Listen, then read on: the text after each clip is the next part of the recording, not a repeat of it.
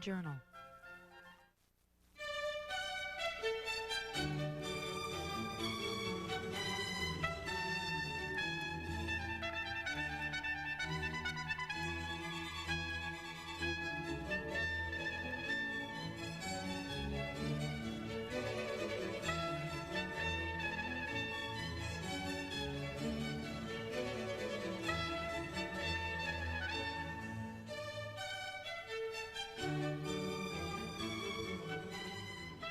Good morning and welcome to the Washington Journal for Thursday, August 17, 1995. Here's a look at what's ahead today. New Jersey Senator Bill Bradley announced his retirement from the Senate, but not from politics. And during our first segment this morning, we'll be talking about the effects of his announcement with a number of people, including David Hess and Ben Scheffner of Roll Call, David Hess of Knight Ridder Newspapers. And we'll be talking with two columnists during our newspaper roundtable this morning, Christopher Hitchens, who writes for Vanity Fair and The Nation, and Ben Stein, who writes for a number of publications, including The American Spectator. And later on in our program this morning, we'll be talking with George White, the architect of the Capitol. The Statue of Freedom on top of the Capitol is getting some new renovations, and we'll learn more about what's happening there. And finally, when Energy Secretary Hazel O'Leary goes to South Africa this week, her employees are sending along cartons of books. We'll be learning why in our program. Well, good morning and thanks for being with us. We're going to have a special focus during our first half hour plus. In fact, it'll be 40 minutes long this morning about Senator Bill Bradley's retirement announcement yesterday. Let me begin with David Hess of the Knight Ridder Newspapers. Was this expected? It wasn't totally unexpected. Bradley for some time has been hinting that he would step aside. He's not the only one, by the way. Among Democrats, still to be heard from are Claiborne Pell of Rhode Island and probably Sam Nunn of Georgia. In his announcement yesterday, what did we learn about his future ambitions? Well, he was sort of vague yesterday about what he's going to do in the future. People around him said that by no means, though, is he out of politics, that he will somehow stay in the arena. There's lots of speculation about his future presidential ambitions, possibly an independent bid for the presidency this year, more likely, I think, a bid in 2000 or maybe 2004. But he's actually having a press conference at 10 a.m. this morning to discuss his future plans. A second-day press conference. Why? I think it gets him a lot more attention. There's not a whole lot of news going on these days. The president is out in Wyoming. I think he's sort of milking this for all it's worth, getting as much political advantage as possible, raising his national profile. Well, David Hess, let me show you in the audience this morning going through the newspapers. I don't know if people can get a sense of this, but here is a stack of articles, the clippings on Bill Bradley's retirement announcement. Is this because it's Bill Bradley, or is this because it's August? Both. August, as you know, Susan, is a slow news month in Washington. Congress abandons the city. The president is going out to commune with nature in the West, and consequently, there's a lot of space in newspapers and a lot of time on television and radio. So that's one of the factors. And the other factor is because it's Bill Bradley. Even though he barely escaped with his political life in 1990 when he ran for re-election against the woman who is now the governor of New Jersey and barely won that, he was expected to win re-election next year, and as a result he's giving up a platform and a springboard for running for the presidency in the future. Usually the Senate is a good place to do that from. Apparently he's decided in his own inimitable way to take another route. I'm going to tell you about how we're going to organize our discussion this morning. We're going to be talking about Bill Bradley and his future ambitions. Also taking a look at the race to replace Bill Bradley. We'll be talking with the state party officials in New Jersey about who might opt to run for his seat now that this announcement has been made. And then taking a broader look at the effect on the United States Senate as Democrats try to maneuver to regain control in that body, and Republicans, of course, hoping to stay in the lead. So that's the focus of our discussion this morning. If you'd like to participate, you'll see those C-SPAN phone numbers on the bottom of your screen, and you are most welcome to dial in with a question or comment. If you found an article in your newspaper about Senator Bradley's retirement announcement that gives us something new to chew over here on the table, we welcome you sending that along to us as well, either by phone or by fax, and that fax number is 202-624-0762. You can also send us an email message this morning, and we'll put that email address on the screen. I'd like to show the Philadelphia Inquirer headline. First of all, Philadelphia Inquirer being a Knight Ridder newspaper, and it gets the top story with a color photograph. Politics is broken, Bradley says he won't seek re-election. And the story filed out of Newark. Now, the reason Philadelphia is interested in this is because of the New Jersey suburbs outside of Philadelphia. New Jersey is right across the river from Philadelphia, the Delaware River, and the Inquirer has a large circulation in southern New Jersey and covers the state capital in Trenton as it does the state capital in Harrisburg. The story was filed from Newark by Tom Turcol, is that right? He's a political writer. And in this, he talks about Senator Bradley's possible political ambitions, writing that sources close to him said his interests include a university presidency or a position at a political think tank. They said he had also discussed the idea of running for president in the year 2000 and believed he would be better positioned to do so outside the Senate. It gets back to your earlier comments. Well, there's a lot of disagreement among political professionals as to whether that's the case or not. He did have a ready-made platform in the Senate. Apparently he came to feel that he was becoming constricted somewhat by the partisanship in the Senate. And could not strike out on his own and establish a sort of singular recognition for his own political thinking in the Senate because of the constraints on him imposed not only by his own party but by his felt need to defend his principles against the conservative Republicans. I want to show the headlines on Roll Call, which is the twice-weekly newspaper of Capitol Hill. And Ben Scheffner, it's your article on the front page, but I also told you before the program I had to comment on the headline writers. Which I'm not responsible for, I have to say. couldn't miss that relationship or allusion to his basketball career. Bradley hangs up his Senate jersey, and also on the jump, Senator Bradley decides to bench himself. What I'd like to do is show you and the audience a clip from the announcement yesterday, because it's one you've cited in the piece and many other people picked up on as well. Let's listen in to Senator Bradley yesterday. The political debate has settled into two familiar ruts. The Republicans are infatuated with the magic of the market and reflexively criticize government as the enemy of freedom. And Democrats distrust the market, preach government as the answer to our problems, and prefer the bureaucrat they know to the consumer they can't control. Neither political party speaks to people where they live their lives. And both have moved away from my own concept of service and my own idea of what America can be. Pick up on those themes. Why did you choose this quote? Why did so many others find this quote particularly intriguing?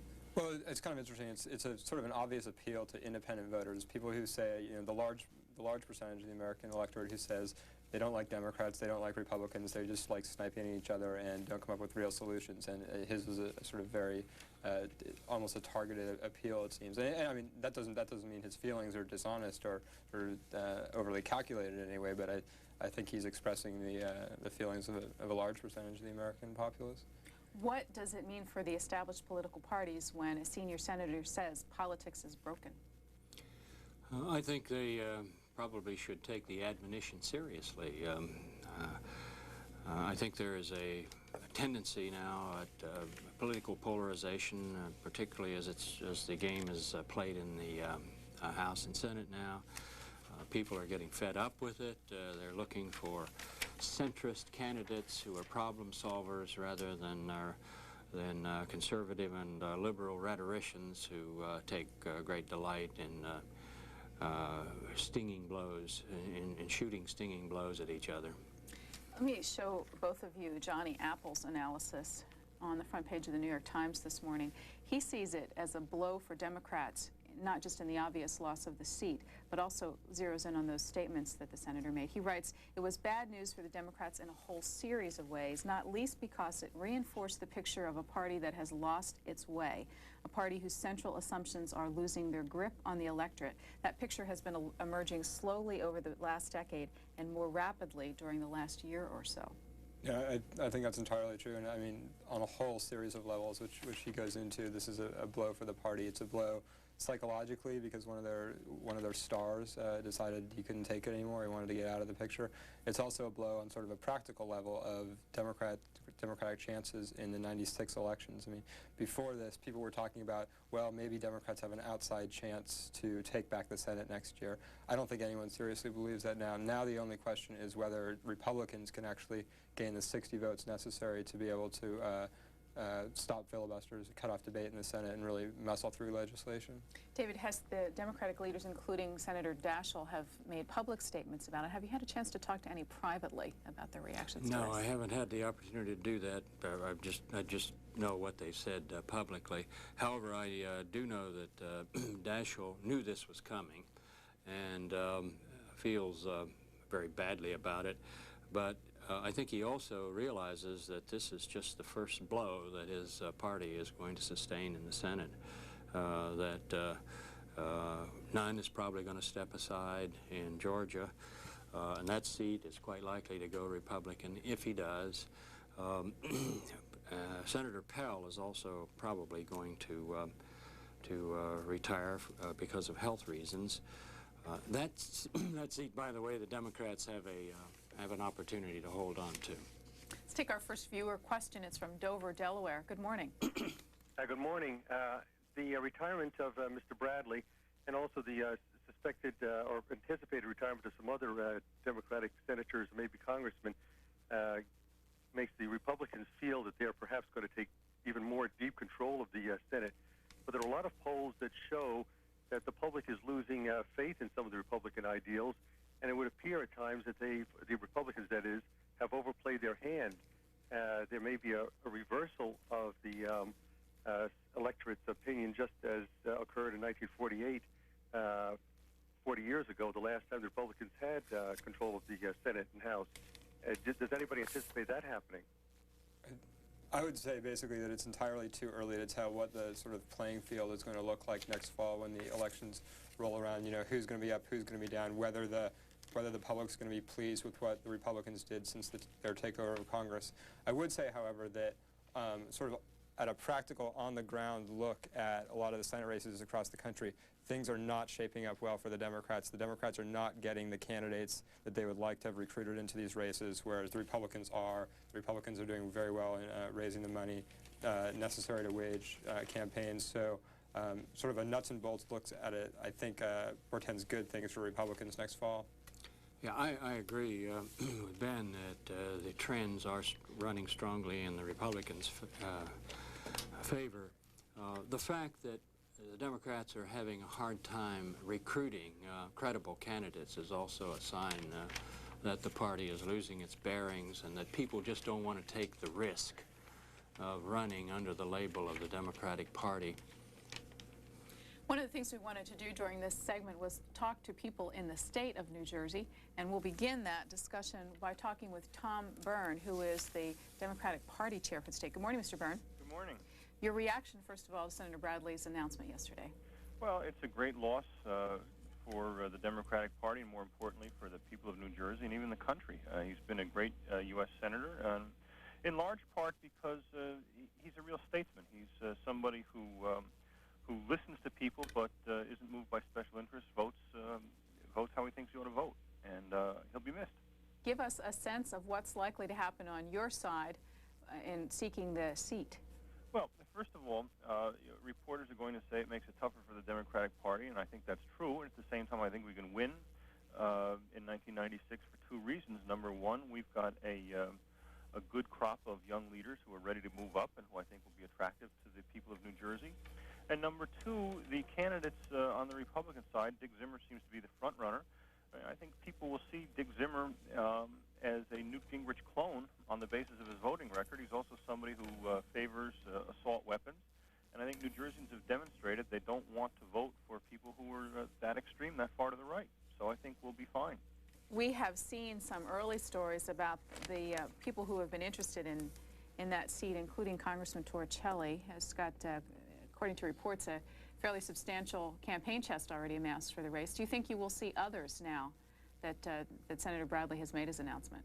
Yeah, I imagine that we will see others. I think that Bob Torricelli will probably be considered the front runner at this stage, particularly because he has more money in the bank than anybody, including Zimmer at this stage. But I do see other names. I've heard them, and you know, I can well imagine that there'll be primaries on both sides of the aisle, and Bill Bradley, for one, thinks that's a healthy process. I do too. How is your party doing in money raising in the state this year?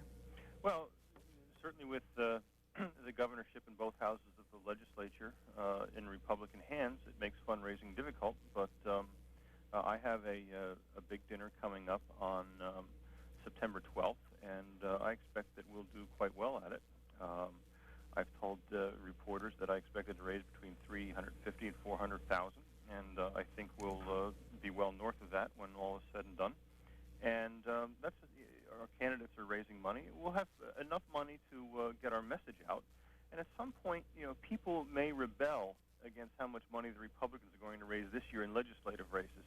They're talking about raising $4 million at a single dinner, spending up to $600,000 in a legislative district. We've worked that out to a cost of about $30 per vote per legislative candidate that they're planning to spend. And if people are tired of the influence of special interest money in politics, they need to register that at the polls, and I think they may well.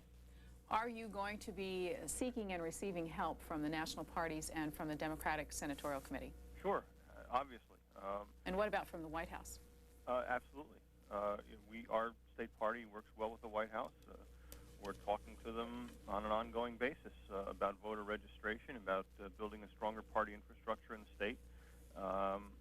As I say, we've worked well as a team up until now, and if anything, these developments only heighten the interest of both the state party and the national party in working closely together. So that's all harmonious, has been proceeding well, and I think most people would agree that even though we have been the party out of power in the State House in Trenton, our party infrastructure remains strong, sound. In 1994, even though there was a Republican tide nationally, Democrats made inroads in New Jersey from the top of the ticket to the bottom. We reelected U.S. Senator Frank Lautenberg, and we gained seats at the county legislative level, the Board of Freeholders in New Jersey.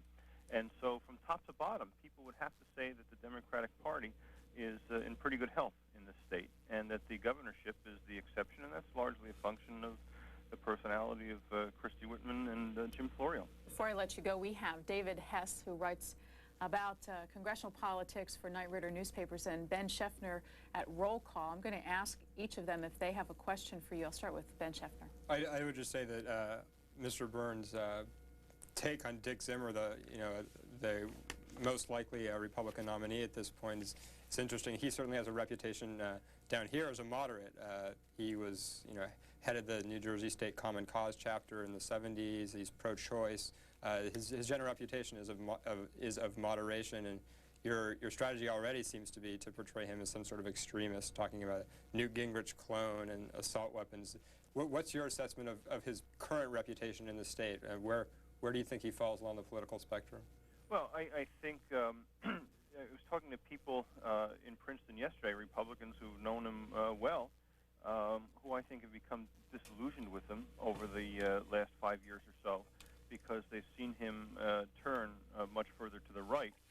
I don't know if it's changes in Dick Zimmer's philosophy or if it's opportunism. He thinks that's the way the wind is blowing. But I think there are people that thought very, very highly of him 5 years ago that have a different opinion of him today. And, as I say, I don't know how to judge how much of that is he feels he needs to be with Newt Gingrich, or there's political pressure to be with Newt Gingrich, but their voting records are very similar. Mr. Hess? Could I ask you about Marge Rockema? Is she likely to throw into the race next year? And if so, would she have a chance in the Republican primary against a candidate like Zimmer? Well, she may well. I've heard her name out there. I don't really know her, but She's expressed interest clearly in getting into the race. I suppose that she would get attention because she would be the woman candidate in the field, and at the same time, the woman Republican governor has already written a $1,000 check to Dick Zimmer, which suggests that that would be her preference, which is kind of interesting. But I think it's so early in this process that almost anything can happen, frankly, on either side of the aisle. Mr. Byrne, thanks for spending some time with us this morning. Absolutely nice to talk to you. Tom Byrne chairs the Democratic Party in the state of New Jersey, and if you're a follower of politics, that last name may sound familiar to you, and it should. Mr. Byrne is the son of former Governor Brendan Byrne. Next, we move on to the other side of the aisle. We're going to be talking with Chuck Hatayan, who is chairman of the Republican Party in the state. Good morning. Good morning, Susan. How are you? Just fine, sir. Your initial reaction to Senator Bradley's retirement? Well, some surprise as to the time it came, because there have been many rumors, especially in Washington, that Bill Bradley was not going to run. In fact, I believe it was this past Saturday, the Wall Street Journal had just a short story that he was considering not running. So it came as a surprise as to when it came, but I think a number of people expected him not to run. Now that he has decided to opt out of the race, what does this do for your party's chance of capturing that seat? Oh, I think, number one, and I want to be very honest here, I believe, quite frankly, we had an excellent opportunity with Bill Bradley in the race to win the Senate seat. As you remember, last year I ran against Frank Lautenberg. Came within 3 percentage points of a person that I was 28 points behind initially. And so I think it's time in New Jersey that with a Republican majority in Washington, that New Jersey has a Republican senator so that our voice in New Jersey is heard in the Republican caucus. So any one of our candidates, I truly believe, would have done very well against Bill Bradley. Now, Dick Zimmer, as Tom Byrne just mentioned, is considered a front runner. He's a congressman, and he's indicated a willingness to run and to raise the money. Marge Rockema, who talked about it 2 years and even 6 years ago about running for the Senate, is a very viable candidate if she decides to get into it. A freeholder, Dick Duhame, is talking about running. State Senator Dick LaRosa. And, by the way, I heard the name of the Senate President, Don DeFrancesco, as a possibility. So we have a host of candidates that I truly believe will be victorious in the Senate race in 1996. Compare your money-raising efforts this year to past election cycles? Oh, I think we're going to do very well. I've just become the state chairman, and we generally have 2 fundraisers in the state of New Jersey on the Republican side. This year we only had 1 because we deferred to others who were raising money, and I think we're going to do very, very well in raising money. And as most people realize, it takes a lot of money to get your message out, especially in New Jersey, because we have to contend with New York and Pennsylvania media markets, and that's New York is the highest media market, and Philadelphia is the 3rd highest. So it's a very costly proposition to run statewide in New Jersey. You may have heard Mr. Byrne just suggest that that might be an issue, the amount of money the Republicans are willing to spend in this current age of skepticism about money politics. Well, it's surprising he didn't mention that last year when Frank Lautenberg raised $7.4 million, put $900,000 of his own money into a race where he was supposed to run going away and win it. So it's surprising that Mr. Byrne would bring that up, and it's also surprising after 40 years that they had control in Congress, all of a sudden now Democrats are talking about spending of money in elections. Senator Alphonse D'Amato heads up the Republican Senate campaign committee. He's quoted in this morning's paper saying that they're going to put a lot of time and attention and money into your state. They want to get that seat. Well, I'm very glad that Al's going to do that. In fact, last year when Phil Gramm was the chairman of the Senate committee, they put the full amount, which was $710,000 that the law allows, into my Senate race. So I know they're going to do the same in 1996, and we welcome that because we truly believe the next U.S. Senator from the state of New Jersey is going to be a Republican. May I ask David Hess if he has a question for you? He's from Knight Ridder. Hi, David. How are you? Chuck, how are you doing? How come you're not running? Well, a lot of people have asked me that question the last 24 hours, David. Have you ruled it out? Excuse me? Have you ruled it out? Yes, I have. When the governor asked me to become the state chairman, I indicated then that it would not be fit for a state chairman to take the post and then decide to become a candidate for elective office. I decided that I wouldn't run for the assembly this year, and I'm the speaker of the assembly, so giving that position up is just indicative of the kind of attention I want to place on the state party chairmanship. So, yes, I've ruled it out for 1996. Chuck, could I ask you for a moment to subdue your partisan instincts and tell us who you think the most or the most effective and perhaps the strongest Democratic candidate would be? Well, I would think at this point Bob Torricelli would be the strongest, but then again, I couldn't rule out Bob Menendez. Both of them are congressmen. I think Rob Andrews, another congressman from South Jersey, has intentions to run for governor, so I think you could rule him out. But I would think when all is said and done, it would be Bob Torricelli. But let me say this, David, don't rule out one additional possible candidate, and that's the former governor of the state of New Jersey, Jim Florio. And some people's eyebrows may be raised because of that. But, you know, he won the governorship after 18 years in Congress, so he does have a legislative record. And quite frankly, he probably was a better legislator than he ever could have become governor, and that showed. But is that an endorsement, by the way, for the Senate? No, it's not an endorsement. That'll be up to the Democrats to decide, because I believe we can beat any of the Democrats on the other side. But, you know, you just can't rule that potential out because he has run statewide a number of times, and even in his re-election bid, he lost, but it was 26,000 votes. So you never can rule out a person who a lot of people dislike but did very well in an election. We have to let you go shortly, but a question from Ben Scheffner first. Mr. Speaker, there's always speculation about former Governor Kane. You think there's any chance of him getting in? Well, there's always been talk about Tom Kane. He would make a very, very strong candidate on the Republican side. He did very well as governor. The last time he ran, his plurality was 780,000 votes against Peter Shapiro. So Tom Kane would make a very viable candidate, a very strong one. I don't know if he really has the fire in the belly to run for a Senate seat, but only time will tell. I think, as Tom Byrd said, and I agree with him there, it's a little too soon to start determining who the candidates are going to be. Thanks very much for talking with us this morning. Thank you, Susan. And Chuck Hatayan joining us from New Jersey. He is the chairman of the party, and you called him Mr. Speaker because he's also the Speaker of the House in the state of New Jersey. We have about 10 more minutes to go in our discussion about this. Let's get a couple of your questions in. First, Richmond, Virginia. Hello. Good morning. Hi, how are you? Fine, thanks. First-time caller, so I hope you indulge me a little bit. About Senator Bradley, I'm very sorry to see him be stepping out. I think he's a very fine and decent man. Couple of comments. I hear an awful lot of people calling up thanking you and everything for your fine coverage.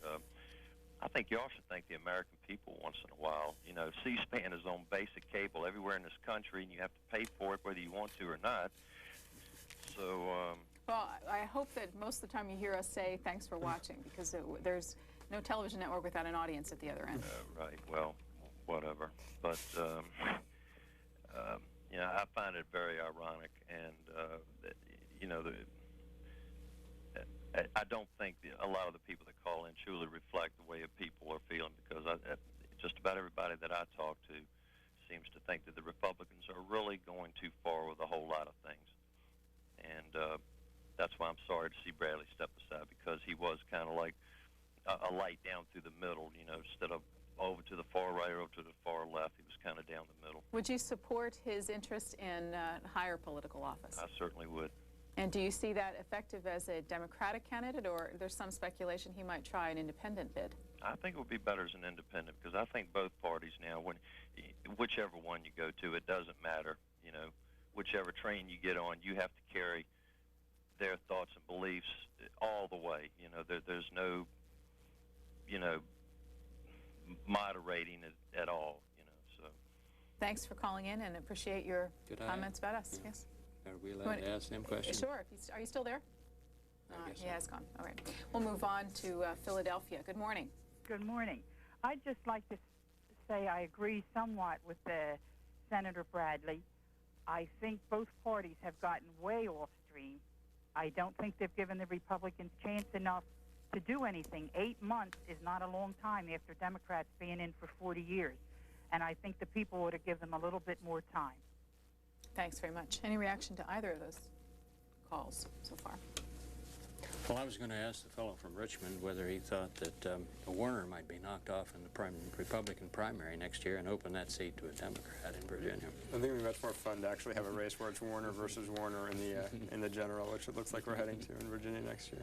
Well, let's talk a little bit about the Senate overall. There is a story that's illustrated in USA Today this morning that looks at the Senate and the both parties' interests in the power base there. And as you can see, thus far there have been 6 Democrats who have announced their retirement plans so far, 1 GOP. What does that do for each party's chances of power next time around?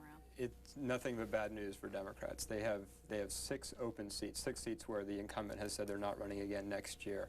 The Republicans only have 1 of them. All right, let's look at the states. Of course, New Jersey, but then there's also Nebraska, Alabama, Louisiana, Arkansas, Illinois. Talk about party politics very briefly in those states. Democrats could conceivably lose every single one of those, as they lost all 6 of their open seats last cycle. I'd say that Republicans are either even or ahead in at least five out of 6 probably. I'd say Democrats might have a slight edge in Arkansas with Clinton on the ballot next year and still a traditionally Democratic state, but I'd say Republicans are running even or ahead in the 5 others. And there are still, as David was saying before, the opportunity for several more Democratic retirements. And that first caller we had talked about that Republicans aren't doing as well as some of the comments that he's heard. Are there events that could or could not happen legislatively in the Senate that could change the equation in these races? Sure, there could. They're always defining votes. I mean, the balanced budget vote earlier this year, for instance, is something that Republicans are already talking about using as a major weapon against Democrats next year.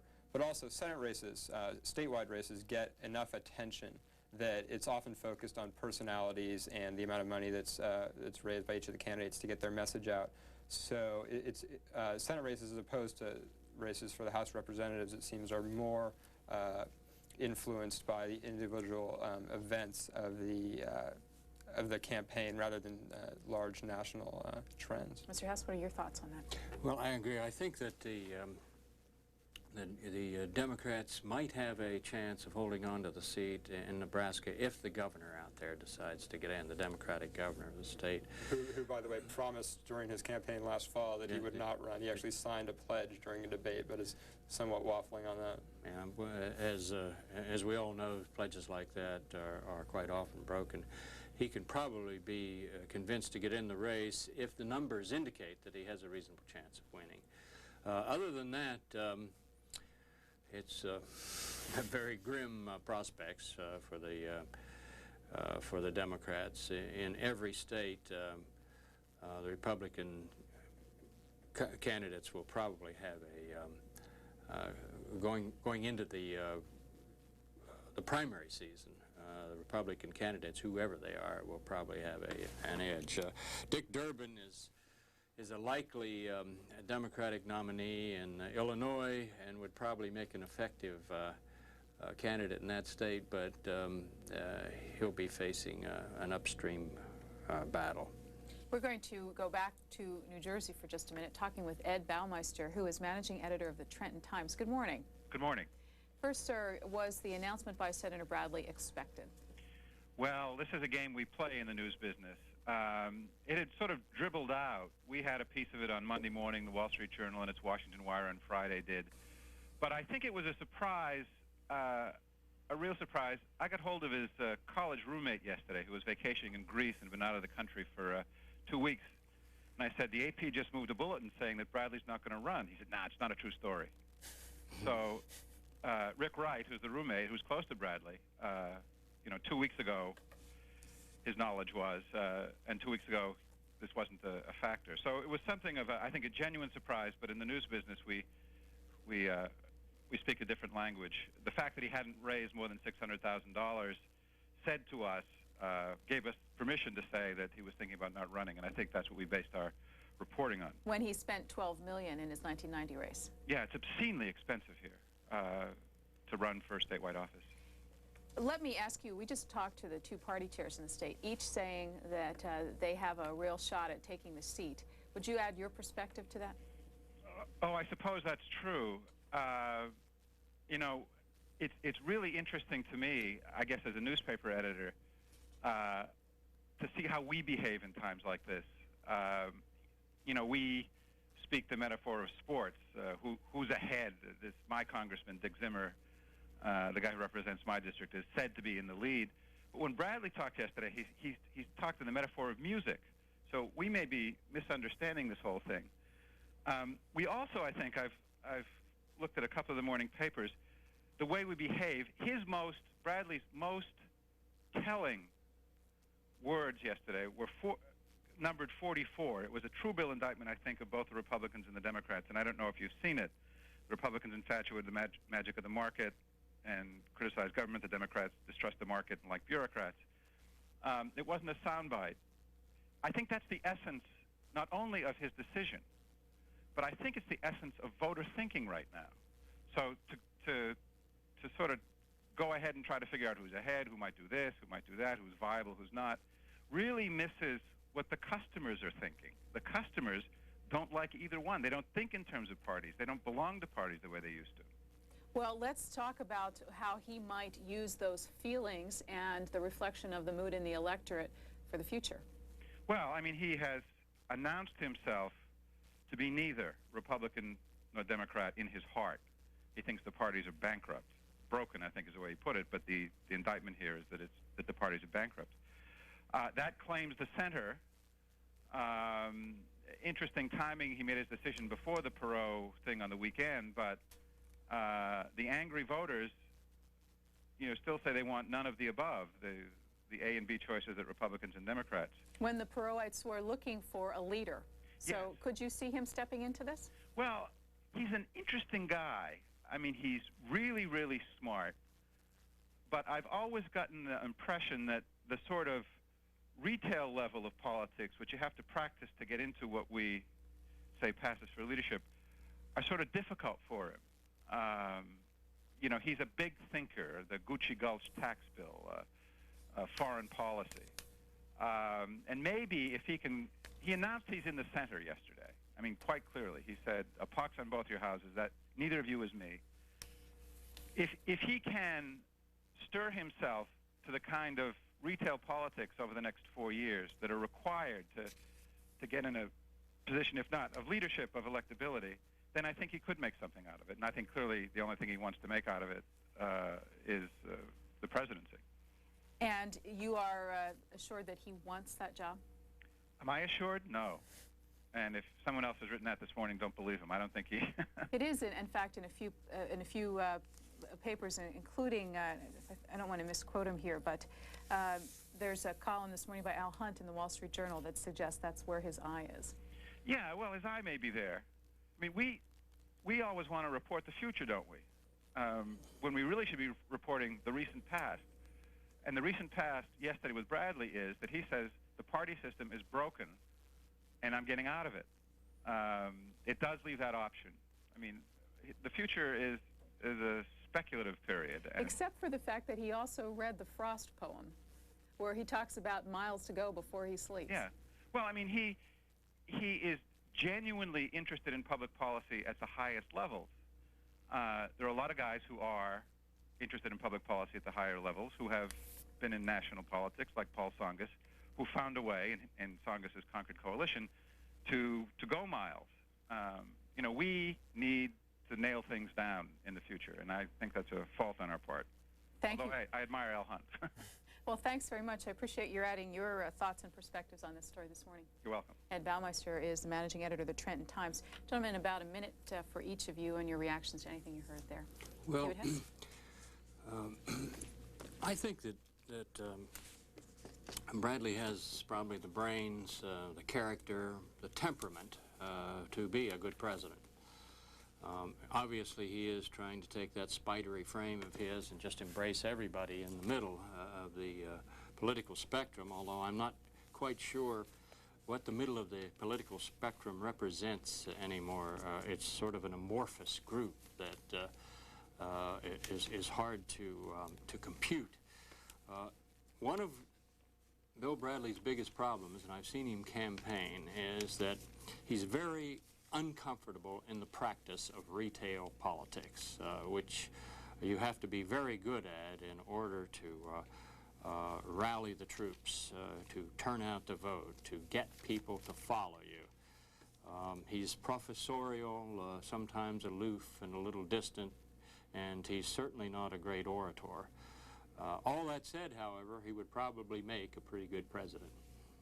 I also want to make sure that I referred to Al Hunt's column correctly, because in this he does speculate about his political future, but doesn't suggest that he has definitely decided on a presidential run, but does in fact quote people such as Mario Cuomo, who suggest that Senator Bradley has some of what it takes to seek the presidency. However, in the Philadelphia Inquirer this morning, James O'Neill, who writes about politics for that paper, does have some quotes that says in here that he wants to be president of the United States. I'm sure of that. That's from a former Bradley campaign staffer. And Helen Dewar also writes in the front page of the Washington Post this morning, Bradley did not mention the presidential race yesterday, but he has been talking to friends and associates for months about a possible presidential bid. So there are some of the reportings on that. I would just sort of, to build on what Dave was saying, it's interesting to note that in his, almost 18 years, or 16 years so far in the Senate, he has never fully solidified his political base in New Jersey. He won the first time in 1978 with 55% of the vote against a virtual political unknown, even though he was a national star. I mean, he was a Hall of Famer with the Knicks. He was captain of the gold medal winning 1964 U.S. Olympic team, and a Rhodes Scholar, and a star basketball player at Princeton. He had one easy race in his, relatively easy, won about 65% of the vote in 1984.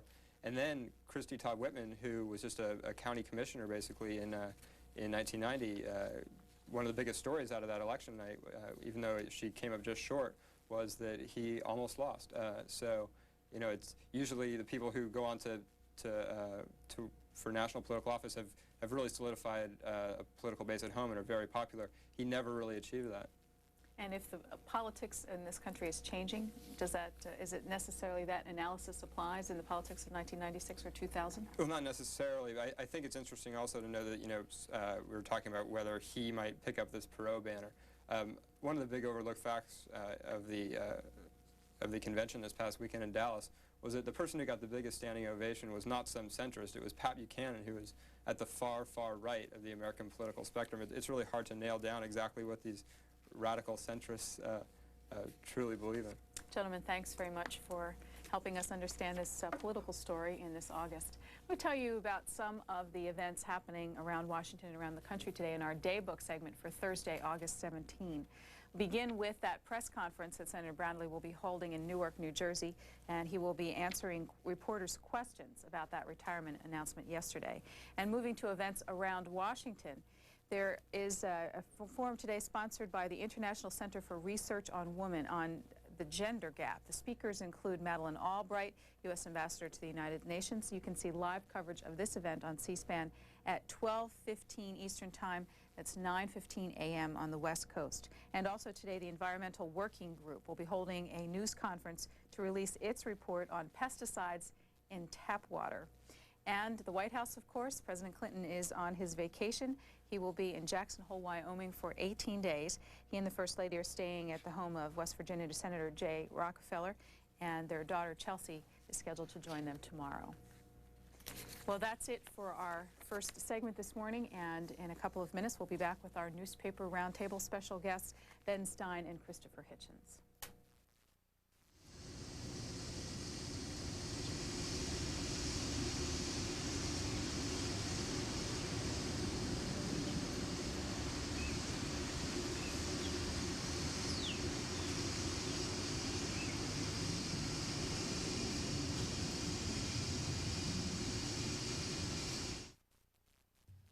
Washington Journal continues in a few moments.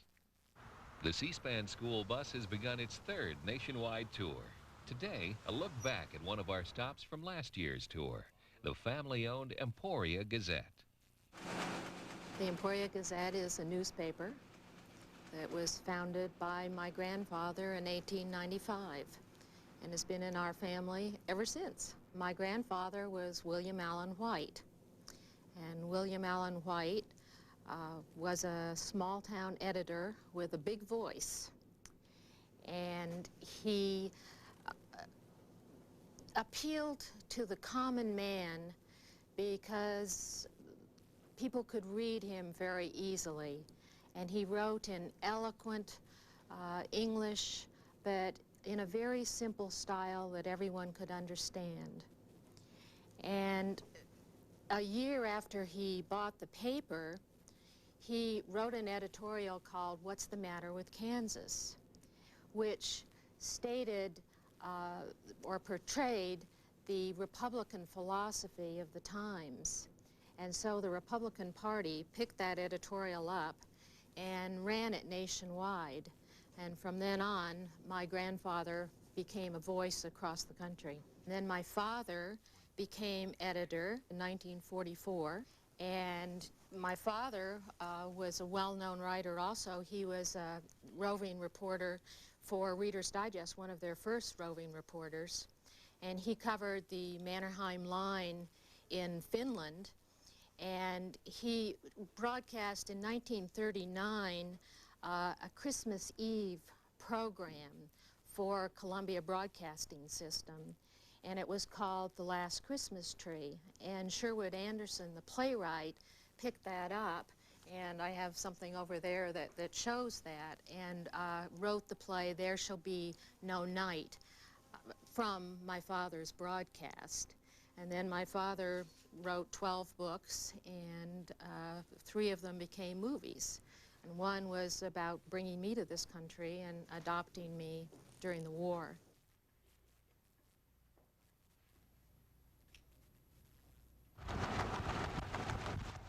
The third national tour for the C-SPAN school bus continues in August. Today, our week-long journey continues on C-SPAN.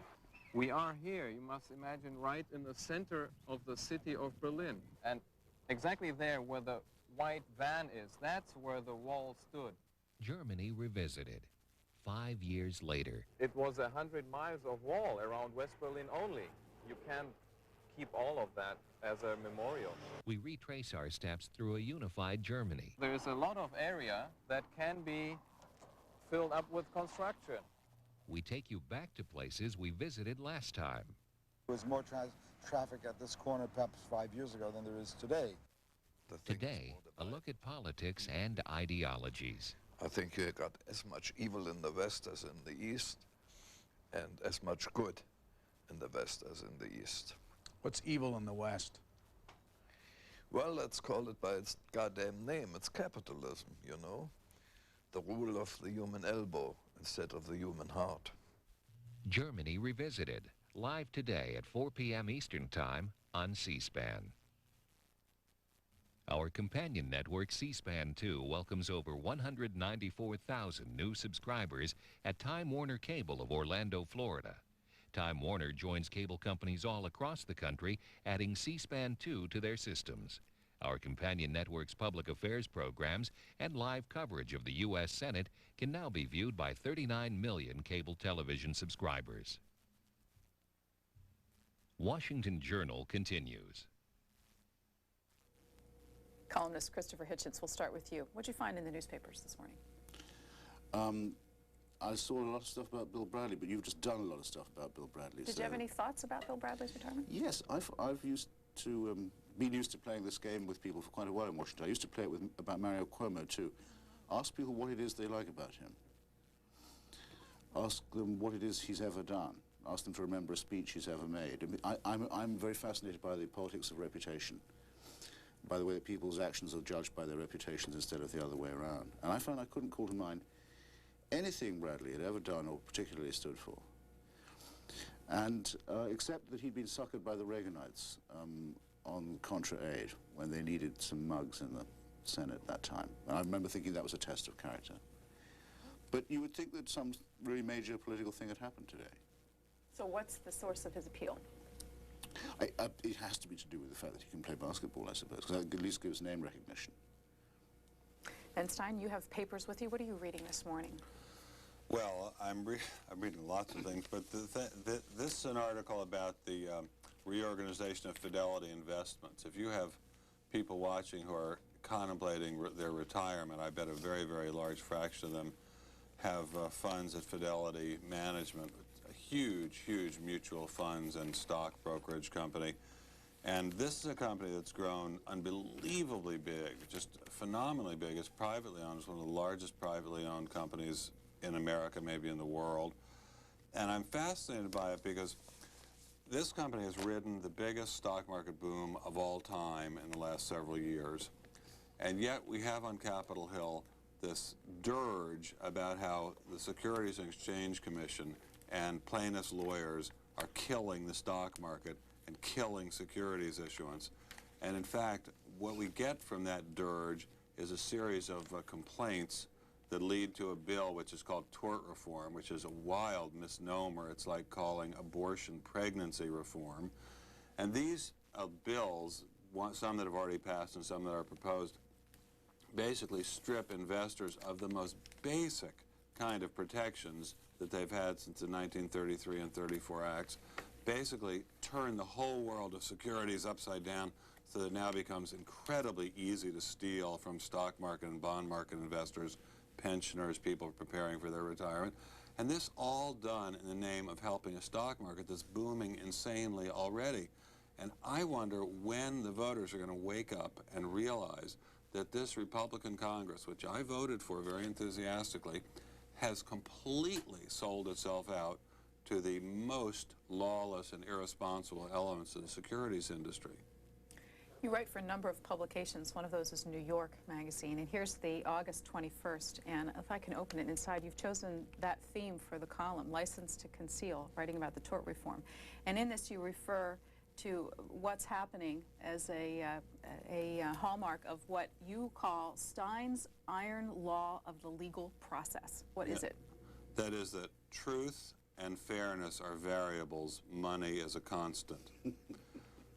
See, this followed, my father had a very, very good law, which is that the constant me is always greater than the variable you. And I thought of a second law, which is that money is a constant, truth and fairness are a variable. But what I wonder is, here's the Republican Congress, elected to throw out the establishment, elected to throw out the people who are the habitual holders of power and money in the United States. And immediately, what does it do but say, we'll give you ever better service. Wall Street, we are at your beck and call. Just tell us what you want us to do, we'll do it. American guys on Main Street, carpenters, small business owners preparing for your retirement and preparing to send your children to college, the hell with you, we don't care about you, we've got your votes, money is what counts now. This is a Congress which, unfortunately, all too often, with many notable exceptions, is just for sale. It's very sad. Gosh, this is fun because it makes me feel older than you. I can't believe that you're sounding surprised that that's the way it went with the GOP. But the GOP was not like this before. I'll give you another rule which occurred to me the other day when I was reading Gingrich's book. I've been reading all his books this summer. This is not the novel. This is the manifesto. How was the novel? And he went on and on about how his healthcare plans would work, and he made several mentions of how particularly good at managing things the Golden Rule Insurance Company was. There actually is a thing. Oh, I know the Golden Rule Insurance Company. Well, he knows all about it too, because apparently it finances most of his political action committees and his cable show, and he's in many other ways beholden to this marvelously named company. And I remember, as you remember, the Golden Rule, which is the man who has the gold makes the rules. Yeah. And that seems to be very much the system on which the contract with America is run. Well, the contract with America has a certain charm in that it seems to be turning over more power to the ordinary citizen and attacking government, but what it really is doing is attacking government and turning over more power to them that already has. Yes. When you think, here's another rule of political life, to him who hath shall be given. And this, it seems to me, is really Newt Gingrich's main rule. I think Newt Gingrich is a terribly smart, intelligent, hardworking guy. And maybe he's just done this by mistake. Well, I think it's a bit far-fetched, but to think he's done it by mistake. But somehow, in the whole deregulation package that the Republicans have put before Congress, it's always phrased in terms of cost-benefit analysis, but always the boss benefits the most. It's like what Duncan Kennedy, the great genius of critical legal studies at Harvard, says. Law and economics attempts to balance good and bad, costs and benefits, but somehow it's always for the benefit of the boss. We are pleased to have at our table today Christopher Hitchens, who is a columnist for The Nation and Vanity Fair and working on a new book. Could you tell me about it? Just finished a little book, sort of Gingrich-sized pamphlet or manifesto. It's about Mother Teresa's crimes against humanity. We talked with you about, you wrote that article for Vanity Fair last year, was it? Yes, last year. And I remember a lot of calls on this program when you talked about what you'd reported on Mother Teresa, so you've turned it into a book form. Short book called The Missionary Position, which will be out in October. Who's publishing it? Verso, it's the imprint of New Left Review. And we're coming out, I'm pleased to find, this in the same month as her book. I mean, it's a book in the same way as the Pope's book. It's a bended knee interviewer, I believe a Canadian person, has done the book with her, and it's called A Simple Path, which I think is a very affecting title. So we will be able to vamp off her titanic publicity budget. Also at the table this morning, Part of her vow of poverty. Ben Stein, who is a writer whose work appears in a number of publications. He writes Ben Stein's Diary in the American Spectator each month, and also contributes to the New York Times Magazine, the LA Times Magazine, Barron's, Forecast, and others. He is also a law professor at Pepperdine University and an actor. How do you fit all of that in? By the way, it's Los Angeles Magazine. I've never written for Los Angeles Times Magazine. Thank you. Well, I fit it in because it doesn't take much time to act. Acting is one of those great jobs where you can add a lot of value in a very short amount of time. I mean, most of my acting work is voiceover work for commercials and cartoons, and if you go in to do a cartoon, at least when I go in to do a cartoon, you go in, you read something, you might read it again, you might read it again. It might take all of 15 minutes, and then you're done. And it's the best job in the world. If people knew what a great job acting was when you're actually working as an actor, not waiting tables, which I thank God I've never had to do, nobody would do anything else. Everyone in America would just leave their doors unlocked and just all go out to Hollywood, because it is that good a job. There's nothing to compare with it. It's fun, it's well paid, everybody's in a great mood, there's a lot of food on the set. It's like paying a 7-year-old to go to Disneyland. So you do the law professor thing just to sort of remind yourself that life is unfair. Mortify the flesh. Yeah. We will be opening up our phone lines in a couple of minutes for your comments. And if you found stories of interest in your newspaper at home, we'd like to hear about that. Christopher, you have something you'd like to say? I did have a story in the paper as well. There's a picture on the inside of the New York Times, I think about page 10, of the city of Dubrovnik on the Dalmatian coast of what used to be Yugoslavia. And it looks as if the Serbs are going to start shelling it again. I don't know if people know about Dubrovnik, but the cities of Dubrovnik and Korčula are really ranked with and the same provenance as Venice. And it's unconscionable that cities of that kind can be casually hit with artillery. And I do believe that if it was Venice being shelled, there would be a picture nearer the front of the paper than there is, because people like A.M. Rosenthal go on holiday in Venice. And I just wanted to alert people to the fact that there's this terrible cultural atrocity is going on right now as we're sitting here. And it seems that not even that is enough to stop people saying that they're bored with reading about Bosnia-Herzegovina. You think about it a lot. I know in past programs you've talked about it, and I wanted to show a column you've got in the just finished issue of The Nation. There's a new one out now, but this is dated 14 to 21 of August, and you write about Bosnia, but start it this way. A valued colleague told me the other day that I sounded self-righteous whenever I wrote about Bosnia. Yeah, well, I probably sounded self-righteous just now, because those of us who do care about it, I guess, probably secretly do think we're morally superior to the people who don't, because it seems to us impossible that anyone can be watching this with indifference. So I have to be careful to keep this sanctimonious tone out of my voice. Can I say for that column that it was very prescient? Who else is going to tell you? It's all about partition. I mean, I've always thought that the end game is going to be Bosnia will be carved into two, one half given to Serbia, one to Croatia. And in fact, that meeting's going on right now. Yes, the Bosnians scattered to the four winds. Just after Mr. Tudjman's triumphant attack on the Krajina, the Croatian attack last week, to which I was thrilled to see the White House say, we didn't give a red light or a green light, more like an amber light to this invasion. You know, the laws of war don't really allow for amber lights when you know that someone's going to... Anyway, Well, Tudjman probably didn't give it. Tudjman gave an interview to a British politician in which he drew an S-shaped border right the way through a map of Bosnia and said in 5-10 years this is what it'll look like, and half will be ours and half will be Serbia's, and that's the way it's going to go. And the United States government has managed to be complicit, along with the British and French governments, with both sides of this aggression. Do you find yourself drawn to stories about Bosnia in the newspapers? I find them just horrifying. I mean, I don't know what to do about them. They're so incredibly sad and heartbreaking. I just don't. I have no idea what to do. I have no idea what to do. I share Chris's horror, but I'm just not sure what to do. It's just, you know, the Wall Street Journal had a very good piece last week saying, well, here we have the Croats routing the Serbs in Ukraine in no time whatsoever. This sort of puts to rest the notion that military force would not achieve any purpose there. So now why don't we have some military force? But the government doesn't seem to be doing anything about it in any event. Can I talk about another story? Please. There was a huge furor, and I have to say all of this is trivial compared to the genocide going on in Bosnia, but this is what's in the paper. About Furman, Mark Furman. There's a story about his supposed racism and his tapes, and if these tapes are accurate, it does seem to show that he's not the nicest person in the world. But there are 2 points to be made about it. One is, I don't understand, let's assume he's a terrible, horrible racist and not a nice guy, and we don't like him and we wouldn't want to have him be a member of our club.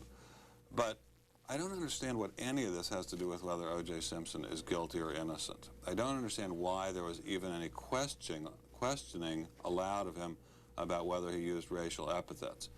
Intense questioning about whether he planted evidence, for sure. Intense questioning about how he did the investigation of the case, for sure.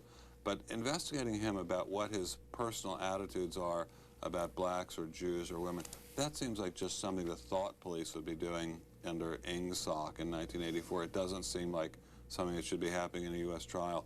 Second, I was up late last night because when you have to get up early like this, you often can't sleep.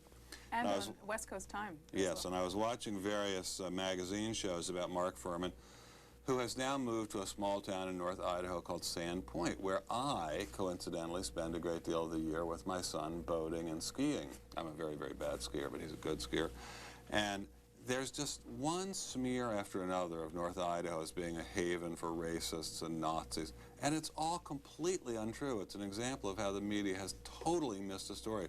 This is a town that is incredibly friendly to anybody who comes to visit, of any color, of any ethnicity. It's just the biggest myth in the world. I don't know how it is that it lives on in the media. Yours truly, Jewish, is going to be the grand marshal of their winter carnival. We get to ride outside in a convertible in the snow.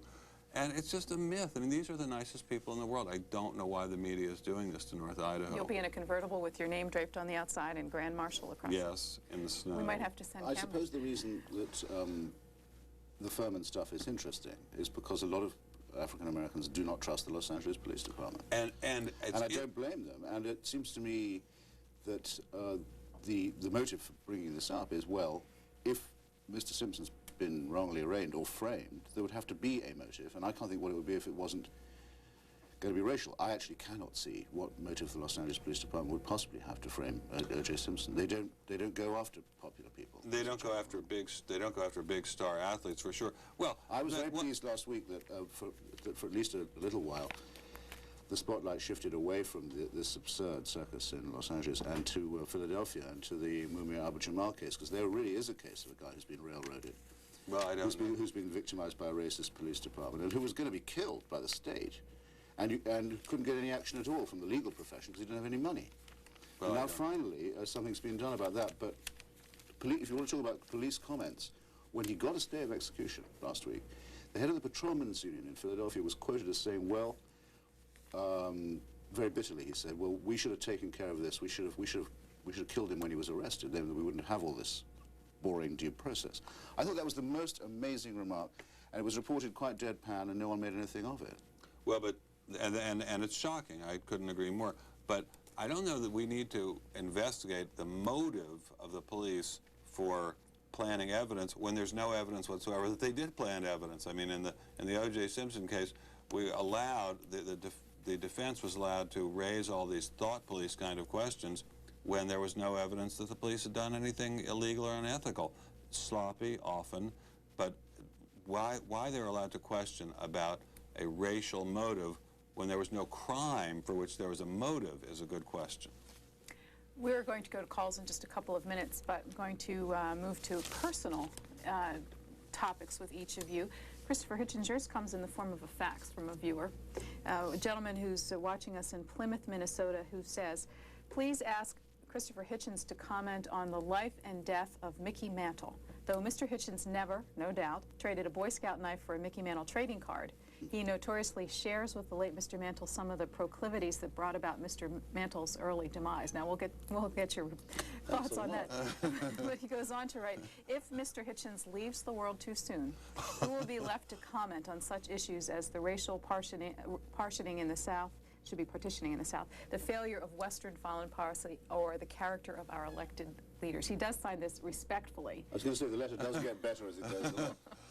This must be a reference to my articles in defense of teenage smoking and teenage drinking, I imagine.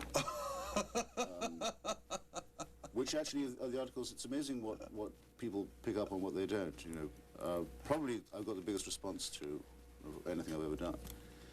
And all I can say is it so far hasn't done me any harm. But I'm beginning to think that... Were you a teenage smoker and a teenage drinker? Oh, yeah. Do you know what the definition of binge drinking now is, by the way? No. Anyone who goes to a party and has 4 drinks. That seems like a lot to me. Oh, it does. It's really a lot. Well, you guys are God's gift to the soft drink industry. I know, Which Coca-Cola. Those of us who don't drink. It's an old joke. Semi-private joke. Shouldn't, therefore, be on the air. This isn't a racist joke, is it? No, by no means. I've written articles in defense of racist jokes as well, now I come to think about it. Wait, I'm floundering now. I'm wandering to the point. You know, I've got a little daughter who's nearly 2, and she's motivated me to maybe think of reforming my habits. But no promises. Motivated you to think about it. Yeah. We'll stay tuned. Don't want to live forever. And yours is on an interview we did on this program on Tuesday with a person with whom you are very familiar. Let's show the audience a clip of our interview with economist Herb Stein. It is a very rich country. It is the richest country there has ever been. It is still getting a little richer year by year as measured by the incomes of the average American. It is enormously richer than the countries in which most of the world lives. But it is also a country with problems. And I think it has 2 main problems. One is that it is growing rather slowly, more slowly than it did in the earlier post-war years, and we would like to be growing more rapidly in the sense that we would like to have incomes per person growing more rapidly. I think the other problem is that we still have a significant number of people who are not sharing in the general wealth of the country. And we are back because I wanted to not only show you that we talked with your father earlier this week, but show the audience that your father is the subject of your diary column in the very current issue of the American Spectator. What motivated you to write about your dad at this point?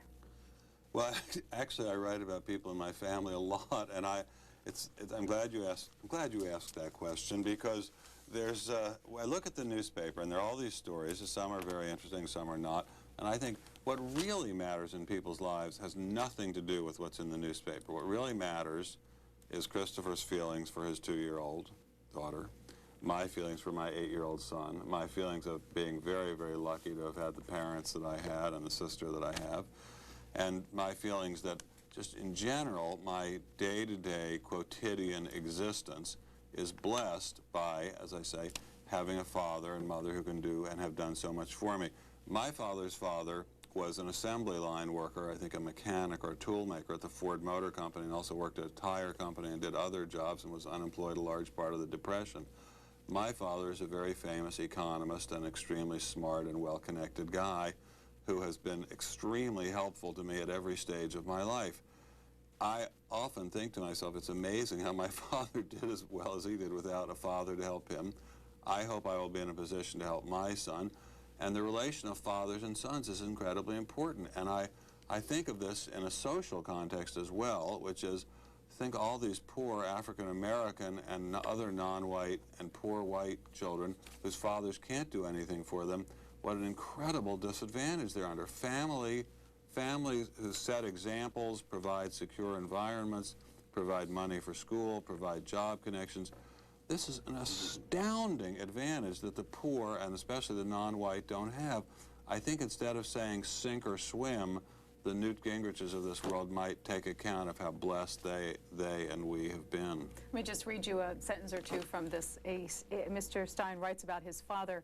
The example that moves me and teaches me what I want my son to learn. In all my life, I've never seen my father do anything he thought was ethically questionable, not ever. I have never seen him do anything he thought was even remotely questionable or even disagreeable for money. I've never known him to tell a lie. He almost never discusses money except in terms of the federal budget. That gets back to your rule of life in the beginning about it all comes down to money. Yeah, but he is very uninterested in money. I mean, he's astonishingly uninterested in money. And managed to be a success. And managed to be a success. He's extremely frugal.